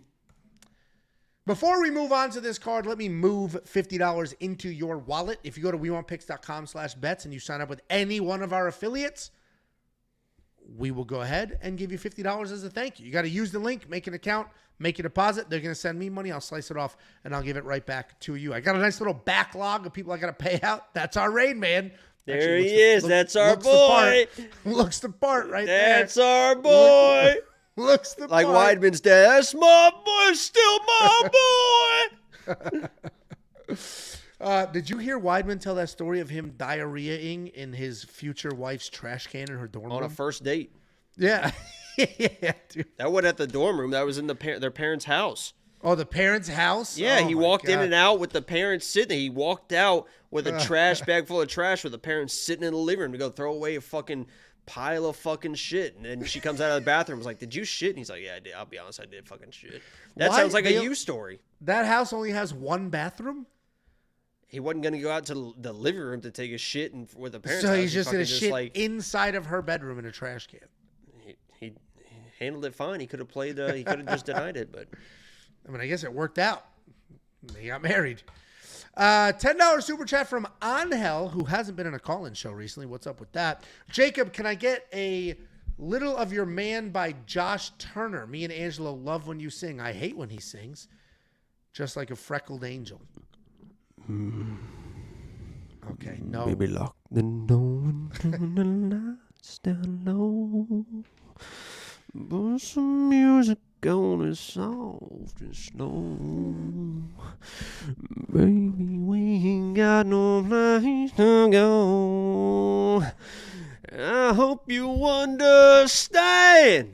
I've been waiting for this song that long. Okay, we got to be done. Thank you. That's at $9.99. That's at least 10 minutes of singing. It's not $1 a minute. I got to do the whole album. It's not $1 a minute. We appreciate you, Angel, but no more of those.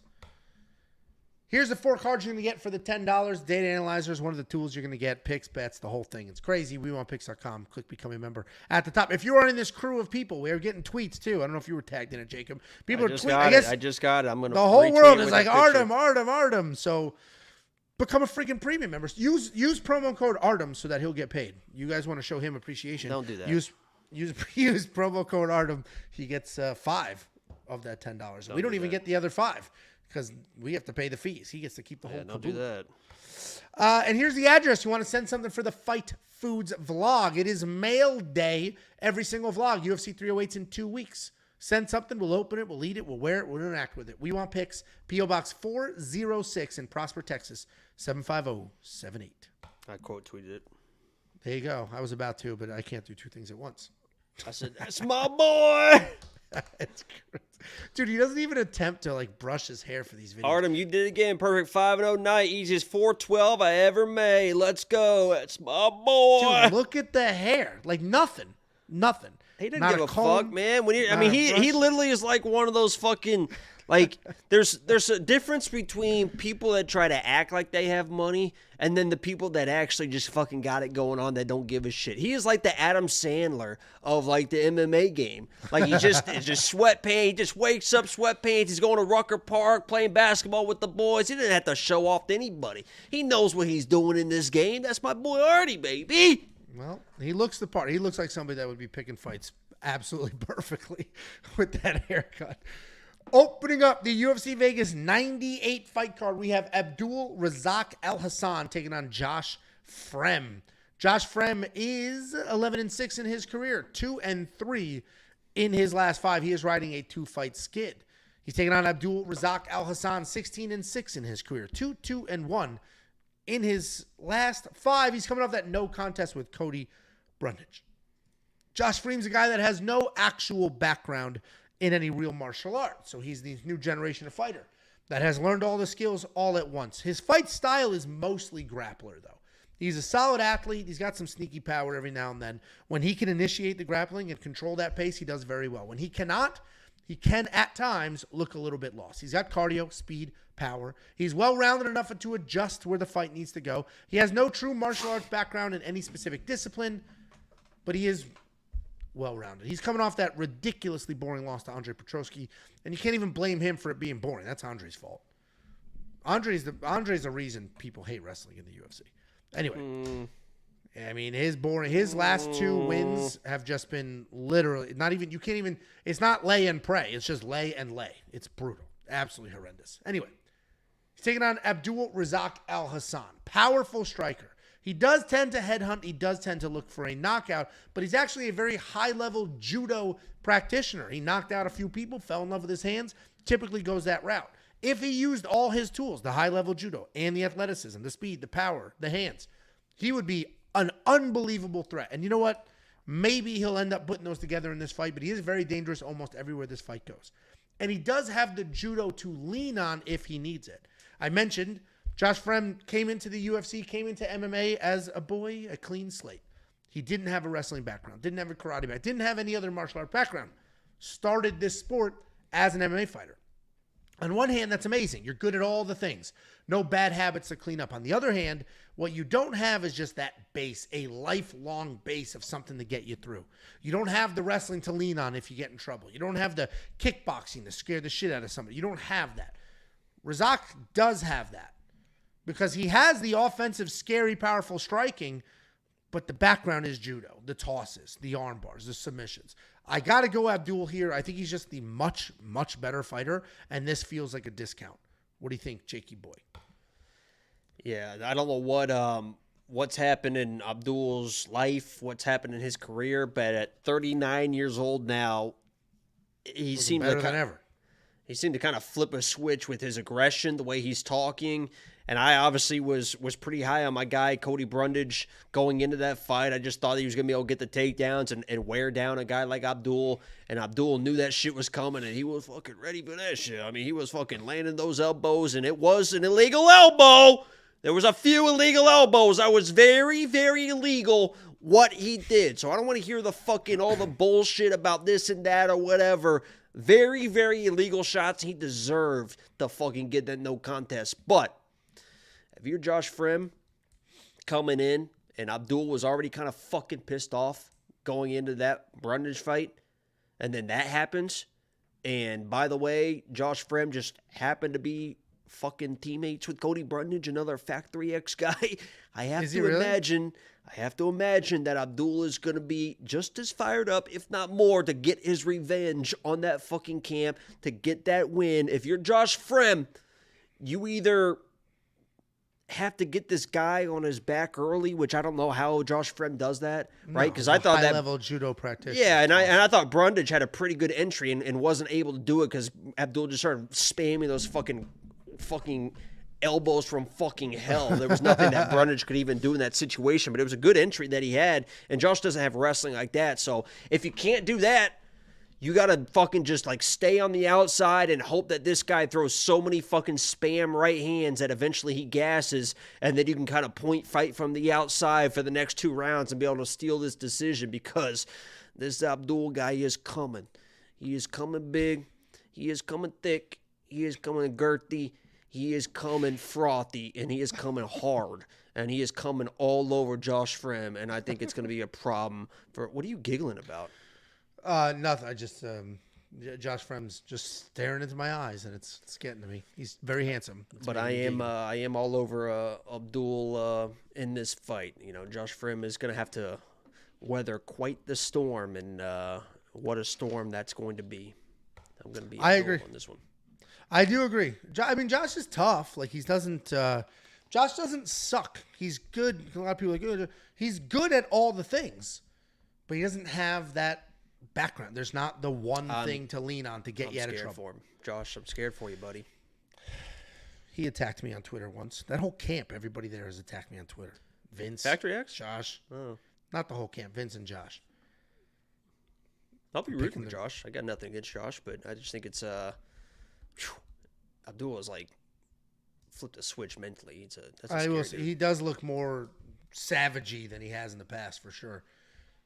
And he's affordable, -148. I do like that. I do have a bet with Abdul Razak Alhassan in it because he is affordable at -148. I just think he's way more dangerous, and the judo should prevent some of the takedowns, and he should get it done. I also like him at $8,400 in DraftKings Fantasy because they finished Someone upside on said his side and he that scored really well. Your dumbass said in your quick pick video that he's going to go on a title run. I never said that. That's just people just say literally. Shit. Why would I they say said that there was something Have about him clip it and Abdul put it in the Discord. Have him clip it and about put it in a the fucking. Can somebody confirm that in the chat? There's somebody in the chat that was also in the Discord. Was like Angelo was talking about Abdul on a title. He's like, oh, he's 39. How's he gonna? And I was like, Angelo was mentioning Abdul on a fucking title run. Like maybe Never. it starts his title Dude, run. put it in, clip the part where I say he'll go on a title run. What I did is have their ages backwards and was like, he's still a young guy. He's still improving because I realized the age was wrong. I was like, fuck it, I'm leaning into it. I don't give a shit. But he's still the Could've been pick. it, I guess. Yeah, that's nobody mentioned titles. As I was looking, I was like, yeah, that age is wrong. I'm like, if I just say this will get them all riled up. And it did. See if I can find it. I bet my life the word title didn't come out of my mouth at all. Not within 15 minutes of that breakdown. WeWantPicks.com. Click Become a Member. You'll unlock the picks, the bets, the round line There leagues, you the go. tools, artificial intelligence. It's from Matt with a 4 as an A 3 hours ago. Angelo really said Abdul could go on a title run in his prediction video. Just clip it. Clip it. No way I said that. Sometimes I do just say shit, but there's no way I said that. And then No someone way. said, dead ass. He said, yeah, go watch it. Laugh my ass off. He also said he's 30 when he's 38 or some shit. Well, that piece I did do. I noticed it was wrong. I said it, and I stuck And then with someone it said, knowing yeah, it that was gonna trigger motherfucker people. old. He ain't 30. Just started Yeah. roasting your dumb ass. Nobody said title. Nobody said, but I fixed it. Look, it's all correct here. Nobody said title run. WeOwnPicks.com. Click Become a Member. You're going to get UFC 308, the 3 fight nights. The fight nights are pretty solid. UFC Edmonton has a great main event. This is a great main event. The next one's a great main event. Fucking $10. WeOwnPicks.com. We do have a $2.99 Australian maybe or something from AJ. Thanks for the lock of the week, Jacob. But are you rainbow flag emoji for Brazilians? On Brazilians. Well, I frothy. have nothing against. By the way, let me show you this too. Are we done with this so I can tangent a little bit? I prefer you didn't. We're an hour and 40. I don't give a fuck. I was talking to Minty about, she was doing some TikTok or whatever, and we got on the discussion about attractive males, right? And I have no issues. I'm very comfortable. I'm very comfortable with my sexuality. I can talk about if a guy is hot or not. Like I don't give a fuck.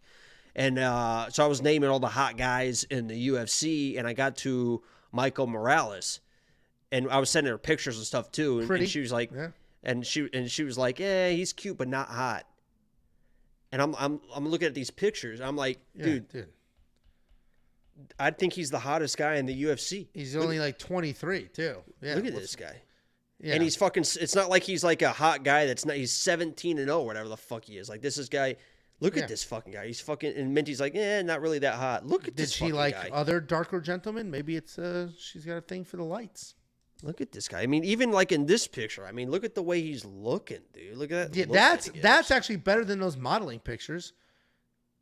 Look at that guy. He's just fucking beautiful. That is a good looking dude, and he's very good. And now he's like bringing in like a little bit more of the personality and too. He's with southern, the earrings and from stuff. South America. Yeah. Well, the earring could do that. I like the earrings, dude. Look Actually, at those very cheeks, that's the a very dimples. zesty picture. I know. He's getting You know more. who he Look at looks this like picture. in that picture. He looks like the dude who lied about getting mugged at the subway in that picture. Look at this. He's got the see-through shirt with the earrings. Yeah, he's getting zestier. Dude, he I looks like like it, man. who was the I dude like who it. lied? Who was the dude who lied? What was his name? I don't know. He said the 2 MAGA guys beat him up.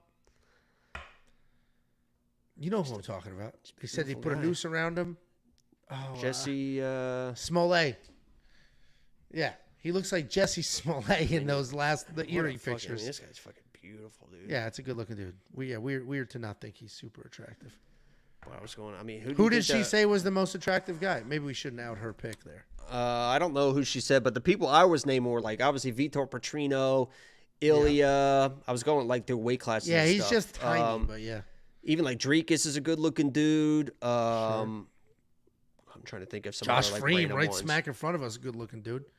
And say what now, bitch? Josh Fremd's decent looking right here. What's his name? Mike Malott, the Canadian Josh Fremd's very good looking. You don't think Mike Malott is good looking? He's just an average white dude. Mike Malott. Josh Fremd is just like the most average looking dude I've ever seen in my life. Who's that? Who's I'll the go through model? text, hold on. Who's the model that does the commentary now? Canadian. You guys will get it in the comment section. Oh, Josh Thompson? No. The he does the commentary now, not podcast. Commentary. Here you go. Here's what I listed.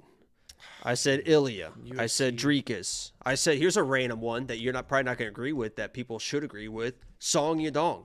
Song Yadong's a fucking good looking dude. He does like some modeling pictures and stuff. Song Yadong's a good looking dude.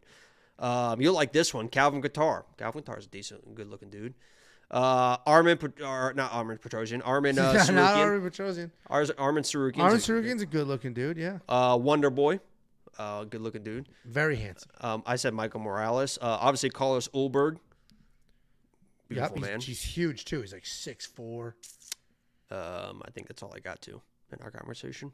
Okay. All right, let's move on. And there's that guy on the desk. He was literally a model and a fighter. Alan Badeau, Alan something. All right, we got to move on. Alan something. What the hell is his name? Chiwiwi's hot. Luke Rockhold's the best looking fighter that's ever lived. In his prime Luke Rockhold's like, God damn. I fucking hate white people, dude. My favorite and then we'll move on. My favorite, Alan Jobain, that's right. My favorite Luke Rockhold clip, and this made the rounds on like TikTok and Instagram for whatever reason recently, was him. I guess he was on The Bachelorette, like the big one, not, and he was on The Bachelorette, and he was like, he cuts in, he's got the rose. He was like, hey, I wasn't going to wait my turn. I'd love to take you on a date. Like all sweet and nice. And then it just clips to them on a boat. And he's like grabbing her ass. Like, come on, baby. And she was like, stop. Like, it was just so funny. Sometimes you got to grab him by the pussy. He just was like, there's no game at all. Because he just was good looking forever. He did nail Demi Lovato, though. I think Paulo Costa's a little overrated. He's got a kind of a big chin, but kind of like a puffy cheeks. Nah, this dude's right. Paulo Costa. I don't know. He's got a great body, but I think his face is a little bit overrated. You know what is funny? We lost 20 live viewers in that conversation. I literally watched the number drop by 20. Hey, that's so funny. Real quick, that's before I forget. Funny, dude.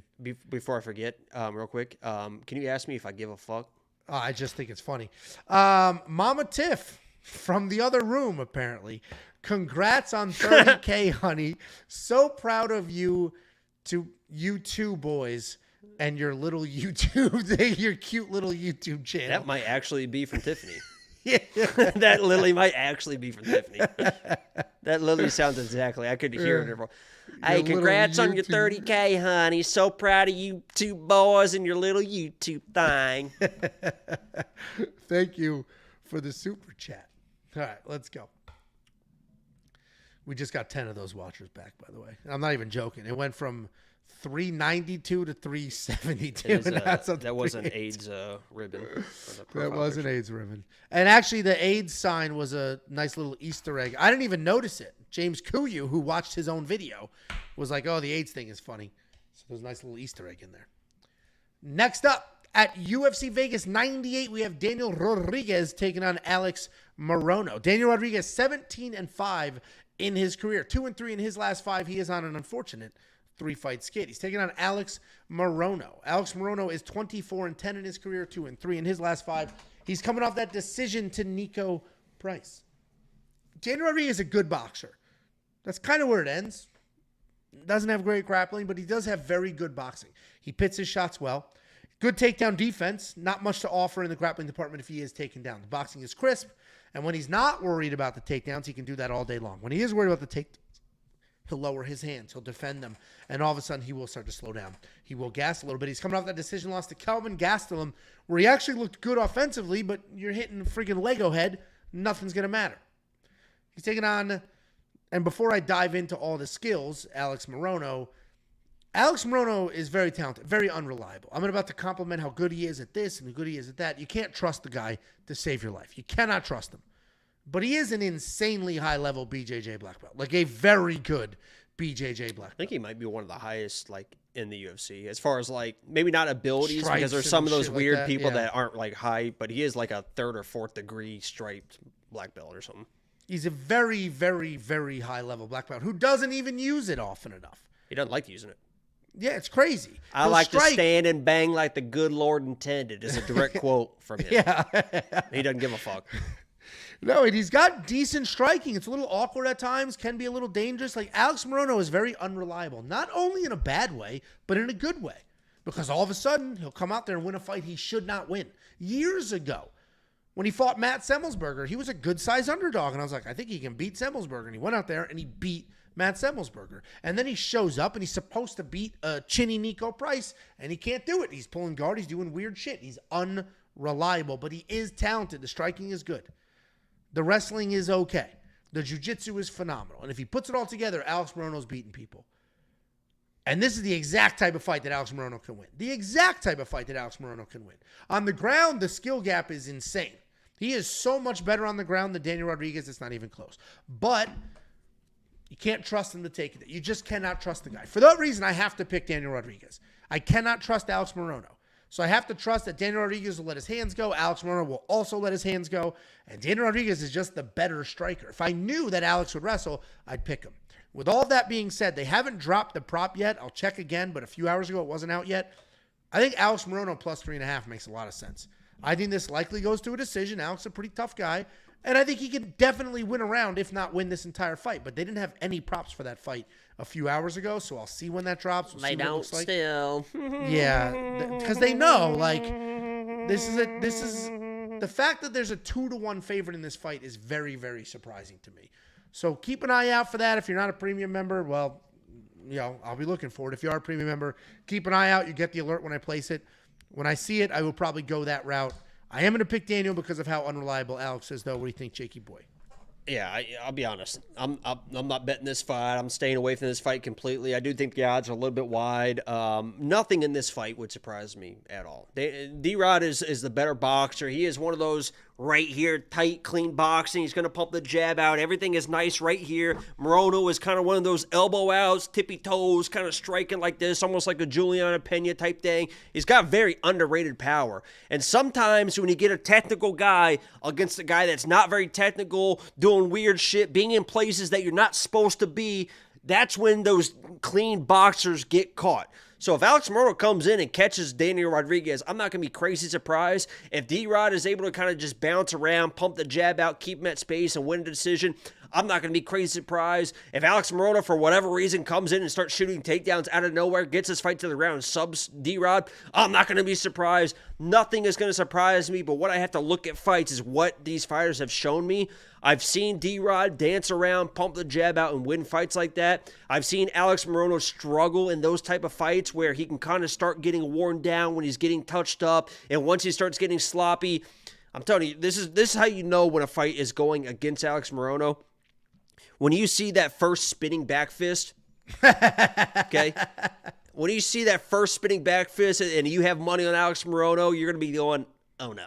Because when he starts getting down in fights and he starts getting a little bit tired, he starts getting a little bit desperate, he starts throwing those wild spinning back fists. That's a little bit of a tell in this fight if he starts doing that. I got to go D-Rod here because I just think he is good. Like Angelo said, he should be the better, cleaner striker, and it should be a mostly striking matchup. But if he finds something, if he starts mixing some grappling, if this fight turns weird, nothing's going to surprise me. There's no way in hell I'm putting minus 200 money on a guy like D-Rod, but as a pick, you know, you'll hear Angelo talk about all the time. There's some picks are different than others.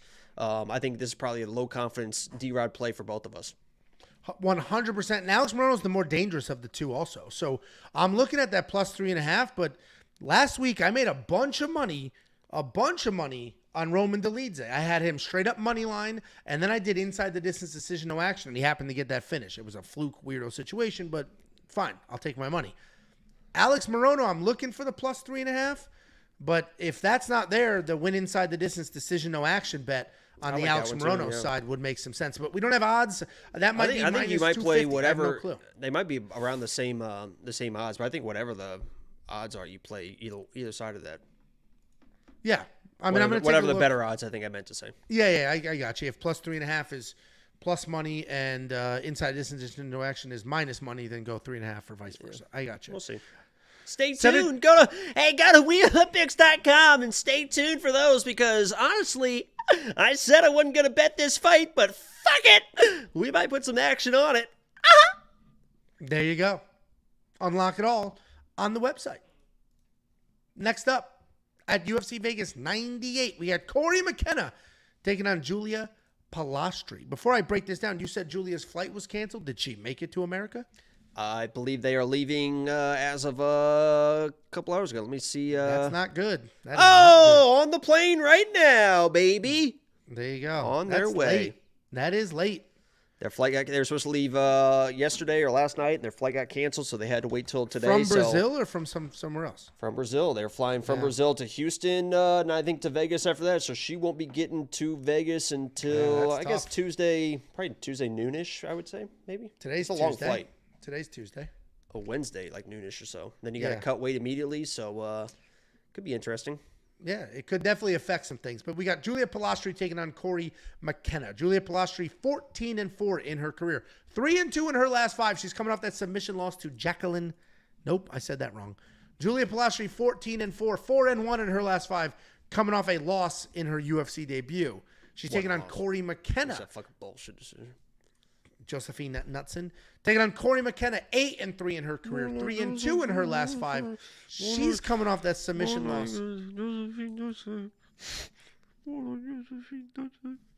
What?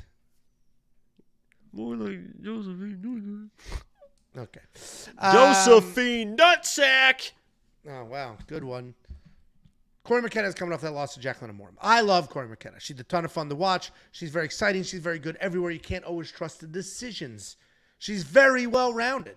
She is very exciting. She comes forward. She can literally do everything. She will stand and bang. She will shoot takedowns. You even seen her pick girls up and slam them down. She'll throw Superman punches. She'll throw clean 1-2s. She's unpredictable and a ton of fun. When she grapples, she's got good entries and will finish those takedown attempts. Problem is, sometimes she wrestles even when she shouldn't. We just saw it in that fight with Jacqueline Amorm. Immediately got a takedown and was immediately submitted by the multiple-time world champion. Taking on Julia Polastri. Julia is a very well-rounded fighter who has slick striking and solid grappling. Her striking technique is clean. Plenty of straight punches, good kicks. She's got power for this division, and she doesn't chase. She does get taken down pretty easily, but when she's on the ground, she does have some solid BJJ and will hunt. She flipped the script in her last fight against Josephine Knutson, where she ended a 4-fight win streak on a loss. She did seem to struggle with the striking range, but the wrestling looked absolutely fantastic. I'm kind of a simp for Cory McKenna, not in like a Jacob way, but just sort of a... The Aussie? I love her fight style. What? The Aussie? What do you mean the Aussie? Oh, yeah. What do you for Cory? Because she's from Australia, even though that should be English. Yeah, I know. Yeah, and we got the American Julia Polastri. Oh, so I must have not flipped those flags at all. I was gonna say, wait, I just get those flags from Tapology. Well, she's English. What's the difference? We got Mary Poppins, and Julia looks like she could be an American. That looks very American. She could pull that off. Anyway, I think Cory gets it done. Not the most confident pick I've ever had in my entire life. This is another fight where I want to do a plus 3.5 because I think she can win a round. I think this fight does go to a decision. Cory's got the wrestling. She's got the striking. She's busy. She is durable. She got caught in that last fight because she took down a multiple-time gi and no-gi world champion grappler. I'm gonna put it out again. I'm going to pick Cory again and hopefully doesn't let me down. But Cory's going to be the pick. If we do get any plus 3.5 bets, I'll place it, but we're probably not going to get it. These odds are a little too close. What do you think, Jakey boy? I'm going to feed the dog while you do this breakdown because he won't shut the hell up. Any amount of money. You do your breakdown here. Yeah, run away, bitch. Go. Run. Go. Run away, little bitch. I'm trying to bet Angelo any amount of money. Listen, I don't mind Cory McKenna, Mary Poppins. I was singing Mary Poppins the last time we did this breakdown, and we tried to warn her against Jacqueline. We tried to warn her. Just don't grapple. You're going to win the fight. Just don't grapple and you're going to win the fight. She grappled. She lost the fight. Okay? I got nothing against Cory McKenna. Guys, this Julia girl's a bad bitch, man. Guys, this Julia girl is a bad bitch. And someone made a great point in Discord. And it is almost very tempting for me to do. And that is just unload my fucking bank account, put it all on Cory McKenna to flip these odds so I can make Julia my lock of the week. She was my lock of the week versus Nutsack. And she won that fight. And if you watch that back, she won that fight. She would have finished that fight in the first round if there was 20 seconds further in that first round. Full mount. Second round gets a takedown, all the control. Third round gets taken down towards the end, and somehow they give her a decision. That's no big deal. We lost the lock of the week, but we did have a plus 3.5 for premium members for Julia, which did hit.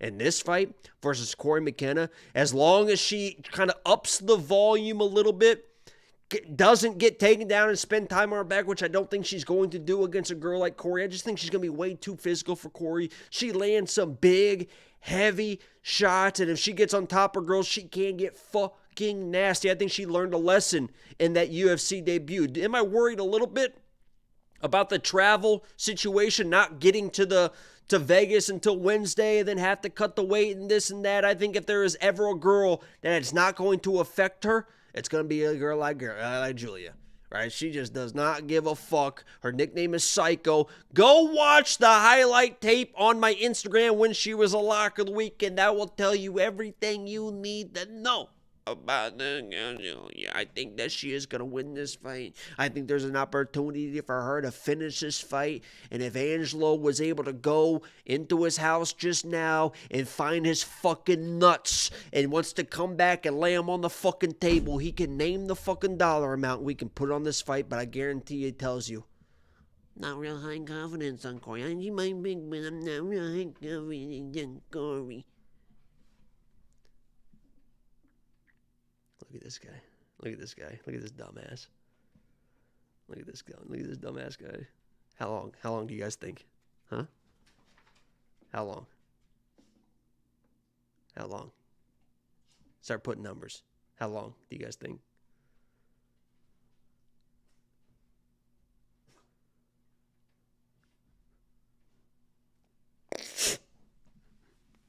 How long?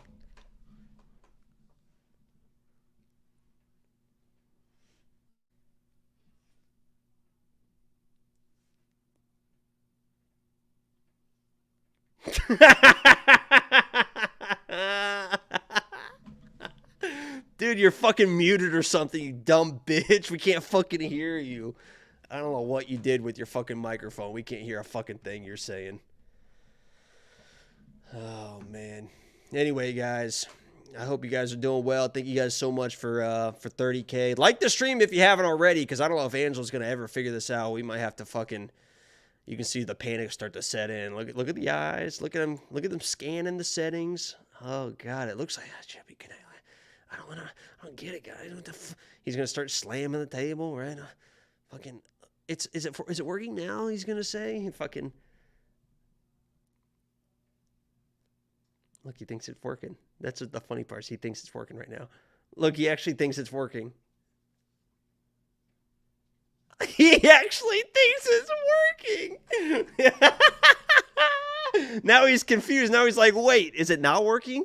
Look at him. We can't fucking hear a thing you're saying, dude. I'm 100% serious. So you better keep clicking those fucking settings because we can't hear a fucking word, dude. I'm not fucking with you. You can keep talking, but nobody knows what's going on. The funny thing is he can't trust a thing. The second he starts talking, I'll probably still tell him that he can't hear him, and he's never gonna know. Look at him. Oh, I think that did it, bro. Oh. No, your mic's not even lit up right now. You got to give it a time to connect after you do some stuff like that, but. Yeah, we really can't hear you. But anyway, thank you guys for 30,000 subscribers. Thank you guys for liking the stream if you haven't already. And we're going to watch. I wish there was a little counter in the corner of Angela's blood pressure right now, because that thing is going to be tick, tick, tick, tick, tick, tick, tick, tick, tick, tick, tick, tick, tick, tick, tick, tick, tick, tick. Look at the face, man. You just had to go feed the dog. Had to fucking ruin the entire live stream. Just start hitting the slides. I'll fucking just carry this bitch, man. No, we can't fucking hear you. Leave the whole thing or something. I don't know.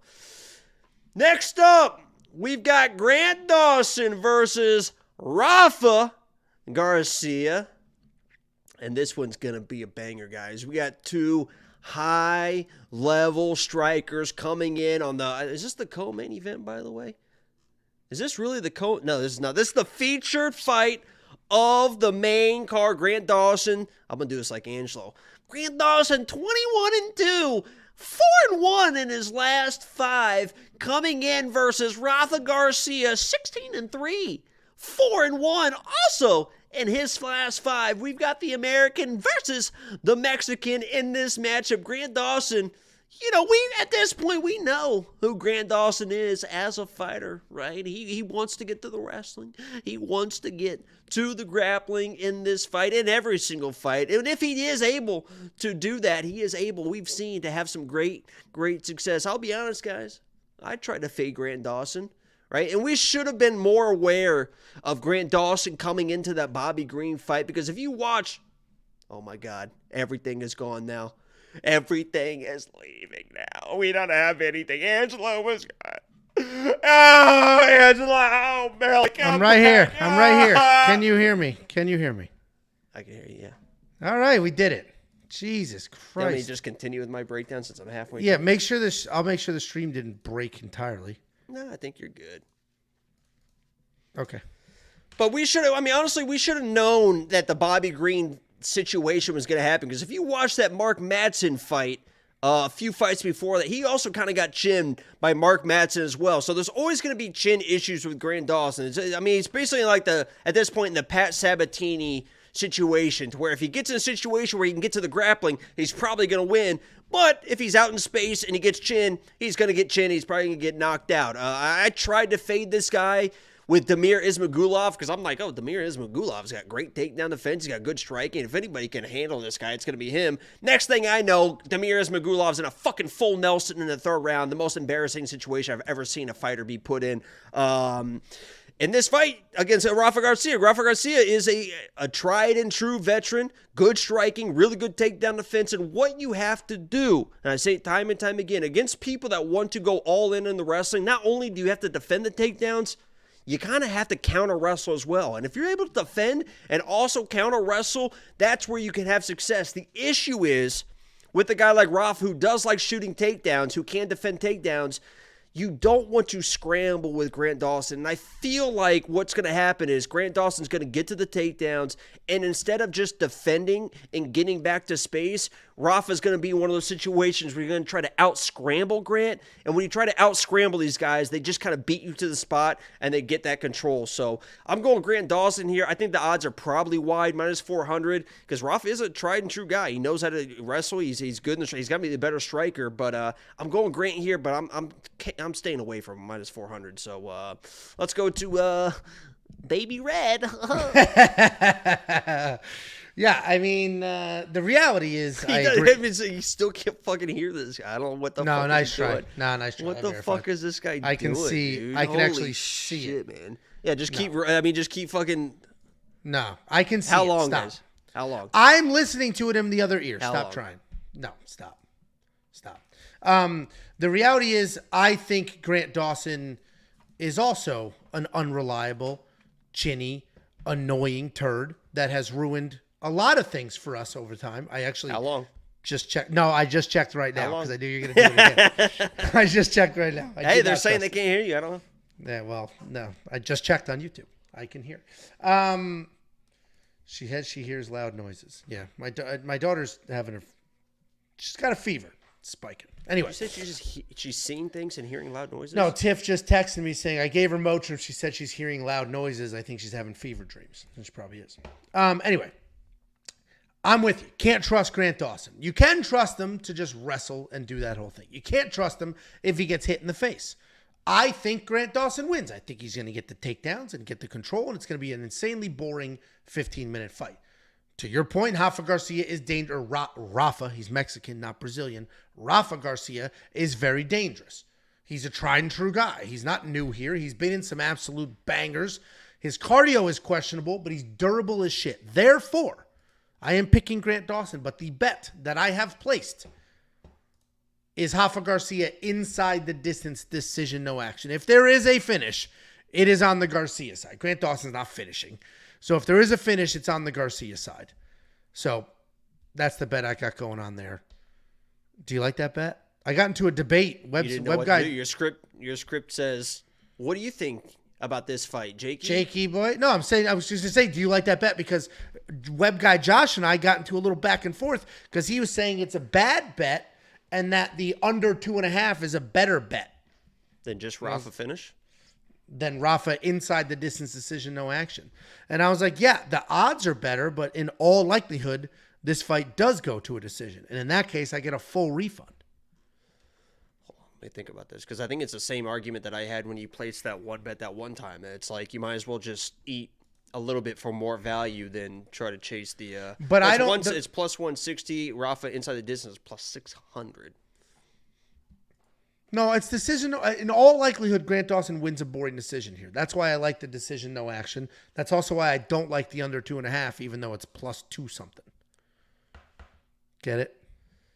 I think if you're going to do anything, you might just chase like a fucking Rafa inside the distance. You don't have to lay as many. You just eat the the 0.15 units or whatever you're going to play on it, and then just hope that it hits. Because if it hits your bet, you're only getting it plus 160. You have to lay more action on it. And yeah, you might get that action back, but sometimes it's. I know that you like to play it safe, but sometimes it's just you just eat. Angie's safe. I do like to play it safe, and that's what we're going to do here because I already placed that bet. Jakey and I are aligned almost everywhere on this fight, right? We both think Rafa's the more dangerous guy. We both think Grant Dawson wins. If you do want to check out all the bets, not just the few we give away here, but every single bet from both sides of us, including the tools, the picks, the artificial intelligence, and everything else, WeWantPicks.com. Click Become a Member. It's only $10 for an entire month. A couple of super chats. $1.99 from Combat Chameleon. Congrats on 30K. I love premium. Well, thank you, appreciate Combat that, Chameleon. We appreciate that very, very much. Can I read this next one? From Hamalakaris. Go ahead. 30K. Okay. It's I think I could read it in my head, and I think I can do it pretty well. Okay. 30K. Okay. It's more than 20K. Okay. But it's less than 40K. It's 30K. Okay. So you have a subscribe button. Okay. And and people clicked it. 30K people, 30,000 people. Okay. So you're welcome. Thank you for the super chat. I'm glad you read that because I would have just read it like me. I wouldn't have even picked up on that's what was happening there. So well done, Jakey boy. Next up at UFC Vegas 98, we have the co-main event of the evening. This is a rebooked fight. This fight was supposed to happen back in June, but Park was not cleared at weigh-in, so the fight didn't happen, and now here we are. They're just running it back. Nothing else has changed. We got Brad Tavares at 20-9. 2-3 in his last 5. He's coming off that KO loss to Gregory Rodriguez. He's taking on Jun Young Park. 17-6 in his career, 4-1 in his last 5. He's coming off that decision loss to Andre Muniz. And I've broken down this fight a few times now, and we'll say it again. Brad Tavares is Hawaiian tough. He's a gamer. He will stand there and he will fight. He'll bang in the pocket. He'll fight. He's good takedown defense at 81%. He's got that fighting spirit we talk about all the time with the Hawaiians. He's not very dangerous, but he is well-rounded. He's typically durable, but he did just get slept 2 times in the last year or so. And he is 36 years old. A little older if you add in the fight years. He is starting to decline, but he can still hang and he can still be in those fights. I mentioned he's coming off that loss to Gregory Rodriguez, taking on Jun Young Park. Jun Young Park's a very well-rounded guy. Nice jab, good cage control, solid setups, good takedowns. He's pretty good everywhere, but he's not very dangerous. He doesn't have the power to knock out, and while he does have plenty of submission wins, he's typically grinding his way to decisions. Solid striking differential. He's hitting his opponents more than they're hitting him, and he has good enough cardio to maintain whatever he's going to do for 15 full minutes. I am going to lean Brad Tavares here. I'm surprised he's this size of a dog. And I get he was just knocked out in the last couple of fights, but Jun Young Park isn't necessarily a knockout guy. He's not going to come forward ripping big trying to knock out Brad Tavares. He's going to look to grapple, get him to the cage, wear him down, take him down. Brad Tavares has the 81% takedown defense. Brad Tavares hits pretty hard, and I think his chin will hold up. It hasn't held up recently, but we're not going to compare Gregory Rodriguez to Jun Young Park. So I got to go Brad Tavares here. He's going to be the pick, but no bet because, their last couple of fights each have been pretty one-sided. What do you think, Jakey boy? Yeah, this to me has a weird split decision kind of written all over it. I agree that Jun Young Park, he wants to get to the wrestling. I don't think he's going to be able to get to the wrestling. And it could be one of those situations where this feels like it's going to be whatever fucking mood the judges are in. Right? Are they going to credit Jun Young Park for the takedown attempts, for maybe the cage control? Because Brad Tavares will kind of let you hold him against the cage while he kind of defends that takedown, the split stance, with his weight, making sure he doesn't get taken down. Is Jun Young Park going to hang on a single for multiple minutes? How are the judges going to score that type of fight? Whoever's moving forward should be able to win this decision. Honestly, I don't know who that is going to be. It feels like this is going to be like the Jun Young Park Eric Anders fight. Eric Anders is also a guy that's kind of a tough, durable guy that's got good takedown offense, and Jun Young Park was able to just kind of out-volume him, right, with the forward pressure and just kind of throws those they're not the big shots, but kind of the volume shots. Whoever has the more volume here is able to kind of own the middle of the octagon is going to win this fight, and I just feel like that's more of Jun Young Park's style. Maybe mix in some takedown attempts, and the judges are going to see that and be like, oh, wow, he looks like Mario Batista. Wow! If Mike Bell's going to be there, see a takedown attempt and blow his fucking load all over the fucking apex. I'm going Jun Young Park here. I think the odds are wild, and this honestly has split decision written all over it. So I wouldn't trust either one of these guys. Somebody, I think in the chat was like, Jacob, you got to tell me on this one because this is the big money fight. It's like, fucking leave these guys out of anything. I agree, because we just watched Jun Young Park get taken down 11 times by a dude that doesn't have very good takedowns, and Brad Tavares has been getting slept. So you just kind of got to leave this fight alone. I completely agree. $7,700 in DraftKings Fantasy. It is very tempting for Brad. I think Brad wins this fight. So that is very, very tempting. But we'll see what happens. He's not going to score well. That's what I'm saying. Well, it's just tempting because I think he wins and he's so affordable. But I agree. He's not going to finish, and he's not going to get takedowns. So it's going to be lots of jabs and some forward pressure if he can. If you do want to check out what the optimizer thinks, what the artificial intelligence thinks, what Artem thinks. Artem just picked literally a perfect Contender Series card. He picked every single winner, how they were going to win, and what round they were going to win in. So Artem is doing quite well. You can unlock all of his picks, his bets, his round line leans, his confidence picks. Everything is on there. WeWantPicks.com. Click Become a Member. It is only $10 for an entire month. Next up, we have the main event of the evening. We have a battle of the flyweights, and this seems to be a controversial fight. I have seen the comments. People are very, absolutely 100% positive that Tatsuro Taira is a future champion, and he's going to smoke here. And maybe he does, and let's talk about it. We got Brandon Royval at 16-7. He is 4-1 in his last 5. He's coming off that win over former world champion Brandon Morono, taking on undefeated 16-0 Tatsuro Taira. He has 12 stoppages in those 16 wins. Brandon Royval is one of the more exciting guys you could watch at this weight class. He's always looking for a finish. He's very dangerous both on his feet and on the ground. His striking is good. It is fast. It's powerful. And it's not powerful like one punch in his hands, but he's got solid knees. He's got solid kicks. And it's very diverse. His grappling is aggressive with tricky submissions. He has a willingness to chase them. He throws crazy. He brings pressure. And he just keeps coming forward. He is a problem for a lot of people. And most recently, he was a problem for former multiple-time world champion Brandon Morono, where he never stopped moving. And he physically looked tremendous. He's taking on Tatsuro Taira. He remains undefeated. He remains one of the best flyweight prospects on the planet. He is only 24 years old. He is walking into his biggest test. Style-wise, he's a patient striker, okay power in his hands, very strong grappling. He does not have the best takedowns in the division, but he'll stick with them. He'll work. He'll try to drag you to the ground. He's coming off that win over Alex Perez, where Alex won the first round on all 3 judges' scorecards, and then in the second round, Tatsuro Taira was on his back, and then a little bit weight went to the knee, and bang, blew out his knee. Tatsuro Taira. You know what's so funny about that? People were saying that it was intentional, and it was a perfect calculation by Tatsuro Taira. And you know what Tatsuro Taira said this week or last week, whatever it was? What? He's like, it was a fucking accident. I didn't mean to do that. Dude, it's so... Dude, check out my quick pick video, because there was multiple people commenting that wasn't an accident. Tatsuro Taira knew what he was doing. That's and it's like even Aljo and stuff afterwards were tweeting like, "Wow, look how he set that up." And has anybody ever seen that? And Taira was literally like, "It was a fucking accident." It was like, yeah. I was trying to get him to the ground. He fucking blew out his knee. It's like, yeah. No, so at least he can be normal about that. Yeah. Oh, and I don't think. Listen, I'm about to pick Brandon Royval here, and I don't. It's not because I don't. Sure.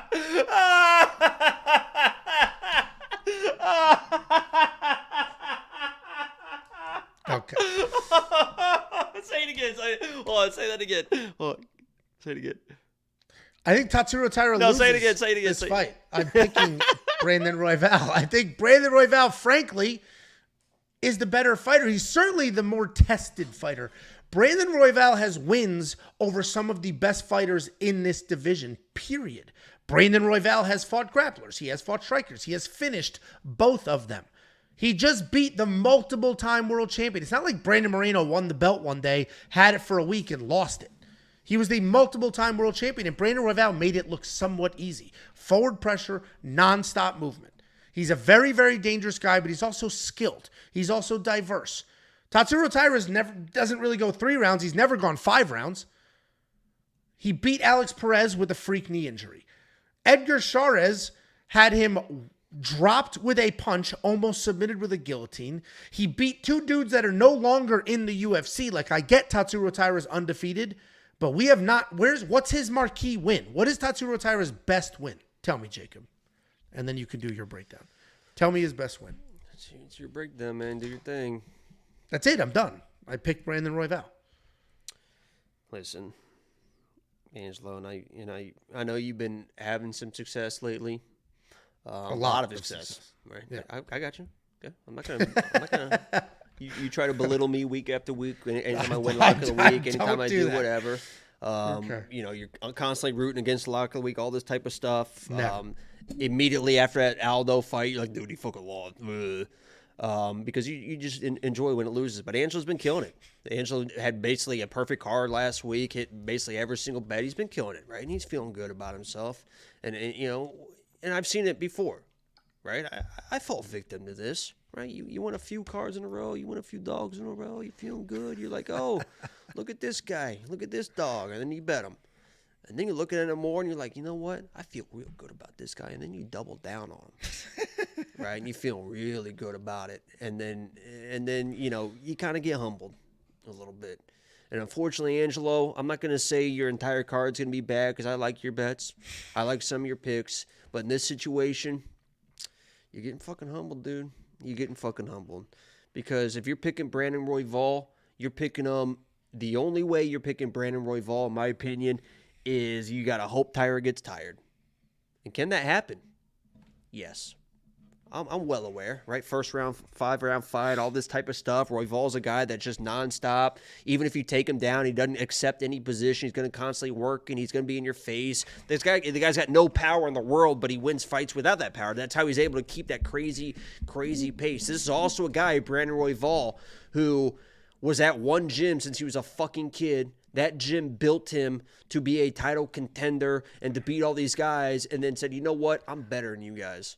Right? I don't know the ins and outs, and I'm not saying this from a personal whatever. I don't know all the conversations, but he did leave Factory X to go do his little thing with Alexander Hernandez, and it seems like it wasn't a great leaving type of situation. Maybe it was cordial, maybe it wasn't, but now they're calling themselves the defectors and the dropouts, and oh, we're gonna do this, and we're better than the factory, the team that molded me and built me into this title contender. I know better than them. I'm better than them. He was basically the coach for Alexander Hernandez, who I thought he may have lost that versus Austin Hubbard. So now I have to imagine that Brandon Royval's main coach is going to be fucking Alexander Hernandez in this fucking 5-round main event against this guy Tatsuro Taira, who is better every fucking single time we see him. Every time we see him, he is better and better than the fight before. Somebody in the chat, this fucking chat, some dumbass in this chat said, Mikhaev is better than Taira. You are a fucking idiot. Mikhaev has never gotten a day better from the first fight to the last fight. Taira has gotten better and better and better every time we see him. He's going to be the better striker. He's going to be the better wrestler. He's going to be the better grappler. And unless he fucking blows his load, which he's got a great style to not do that, because he takes his time, he picks his shot, he's got good power in his hands now, really good kicks, leg kicks, the grappling. He doesn't fucking force anything. He just kind of flows with everything. He is not that type of style to go in, try to get a quick finish, blow his load, and get tired. Could he get tired? He could get tired, and that could happen. And Angelo's going to be fucking hoping and praying that that does happen. But Taira is the better fighter here. And if you're not picking the better fighter, I don't know what you're fucking doing. Taira's going to win. Yeah, I strongly disagree, but again, I don't know. But like, genuine question, what is his best win? You're saying he hasn't beat anybody. Brandon Royval is nobody special. He's beaten a lot of very good people. What are you talking about? He's nobody special. He's not crazy good striker. He's just a cardio machine. His skills aren't anything crazy. He can get taken down. He can get out grappled. He can get submitted. He can get knocked out. He lose striking exchanges. He's nothing special. So when you keep saying who's Taira beat, even after he beats Royval, it's like he still probably hasn't really beat anybody. Well, he beat your boy Charles Johnson. Brandon Royval beat Charles Johnson. Brandon Royval beat former world champion Brandon Moreno. He beat Rogerio Bontorin. We're not talking about who Brandon Royval beat. You're talking about. But that's all we have to go off is like at a high level, who have these people beat? Brandon Royval's not a crazy high level fighter. He's a cardio machine. He does unorthodox stuff, but he's not that great. What does he do great? He's dangerous as hell. What do you mean, what does he do great? He seizes opportunities. He's insanely dangerous. He only has 3 decisions. He only has 16 wins. 13 of them are by finish. He has no danger in his hands. He can do like wild flying knees every once in a while. That's dangerous. You said, what does he do great? I said, he's dangerous, which he is. He doesn't do anything great. He's opportunistic. He's not a great striker. He's not a great wrestler. He's an okay grappler. He's opportunistic. He's a better striker than Tatsuro Taira is. No, he's not, dude. He has phenomenal cardio, which matters. We're talking about a 5-round fight. Cardio. I'd say he's good cardio. But we're talking about a 5. That's like saying, what is Dricus good at? What's Dricus good at? He's not good at anything. He's a fucking really good wrestler and a good grappler. What are you talking about? The skills aren't great. He's just a cardio machine who just keeps moving forward. That's a dumb argument. You get the point. Well, I've picked on Brandon Royval. I've bet on Brandon Royval. Do you have Tatsuro Taira bets going? Oh, you do actually. Yeah, you do. All right. Well, we're very far apart on this fight as well, as is the community. The comments, people are like positive Tatsuro Taira is a future world champion. Positive. Which I could kind of understand, but like, what have we seen from him? He was dropped by Edgar Chavez. Dropped. He got sucked up in that guillotine. That same guillotine from Brandon Royval finishes him. It's a baby guillotine. Dude, the same one from Brandon Royval finishes him. And yes, people are saying you're just assuming he's going to gas. I'm not assuming he's going to gas. The plan isn't, he might gas. But even if you don't gas, Brandon Royval has a ton of success. He was just taken down 9 times in his last fight, and he still landed more significant strikes than Pantoja. Landed more significant strikes. It's crazy. This is going to be a fun fight. That's the beauty of this sport. We're going to find out who actually wins. So I am looking forward to this. You agree it's a good main event, though? Because if you think Taira is a very good fighter. Every Royval fight's a good fight. Yeah, they're all exciting. And frankly, like, if you are a Tatsuro Taira fan, this is the win you need, right? Because then anybody like me saying, who is he beat? That argument's gone.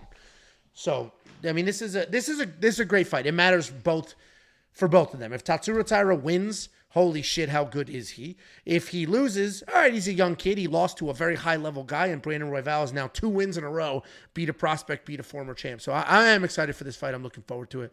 You think he's worth his $9,000 price tag in DraftKings Fantasy, though? Like, he can finish Royval? I think he's going to finish him. Damn. All right. Well, if you do want to unlock all the picks, the bets, the round line lean, see what the optimizer has to say, $10 for an entire month. WeWantPicks.com. Click Become a Member at the top. You're going to unlock every single thing you could ever want or need, not just for this card, but for the next 3 cards as well. That's 4 cards total, an entire month. WeWantPicks.com. Click Become a Member at the top. Here's those 4 cards you're going to get. Next week is the Michelle Pereira fight with Fluffy.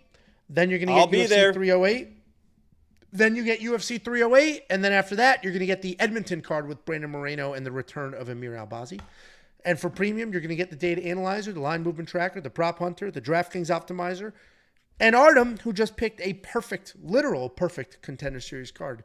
Jakey boy, any last words for the peeps before I shut this thing down? There's a fun little Japanese parlay you can play for this week and next week. Taira and Gene Matsumoto. There you go. I wouldn't be parlaying Taira, but hey, I get it. Well, guys, thank you so much. If you are in this storm's path, good luck to you. Wishing you the best. And hopefully all is well. And we'll see you the rest of this week. I take you to the candy shop. I'll let you lick the lollipop. Go ahead, girl. How did you get there? Did somebody comment something? How did you get there? What triggered that? Well, I didn't say candy. I didn't say shop. I didn't say, like, what? You love candy. I do love candy. And I have a beautiful candy selection for my guests. And for people to be upset about that is crazy. Oh, yeah. Gene Matsumoto is not Japanese. Okay. Of course he's Brazilian, but he's fucking... He wears Japanese bandana and everything. Yeah, Matsumoto. Not Japanese. Fucking... How can you type that and be like...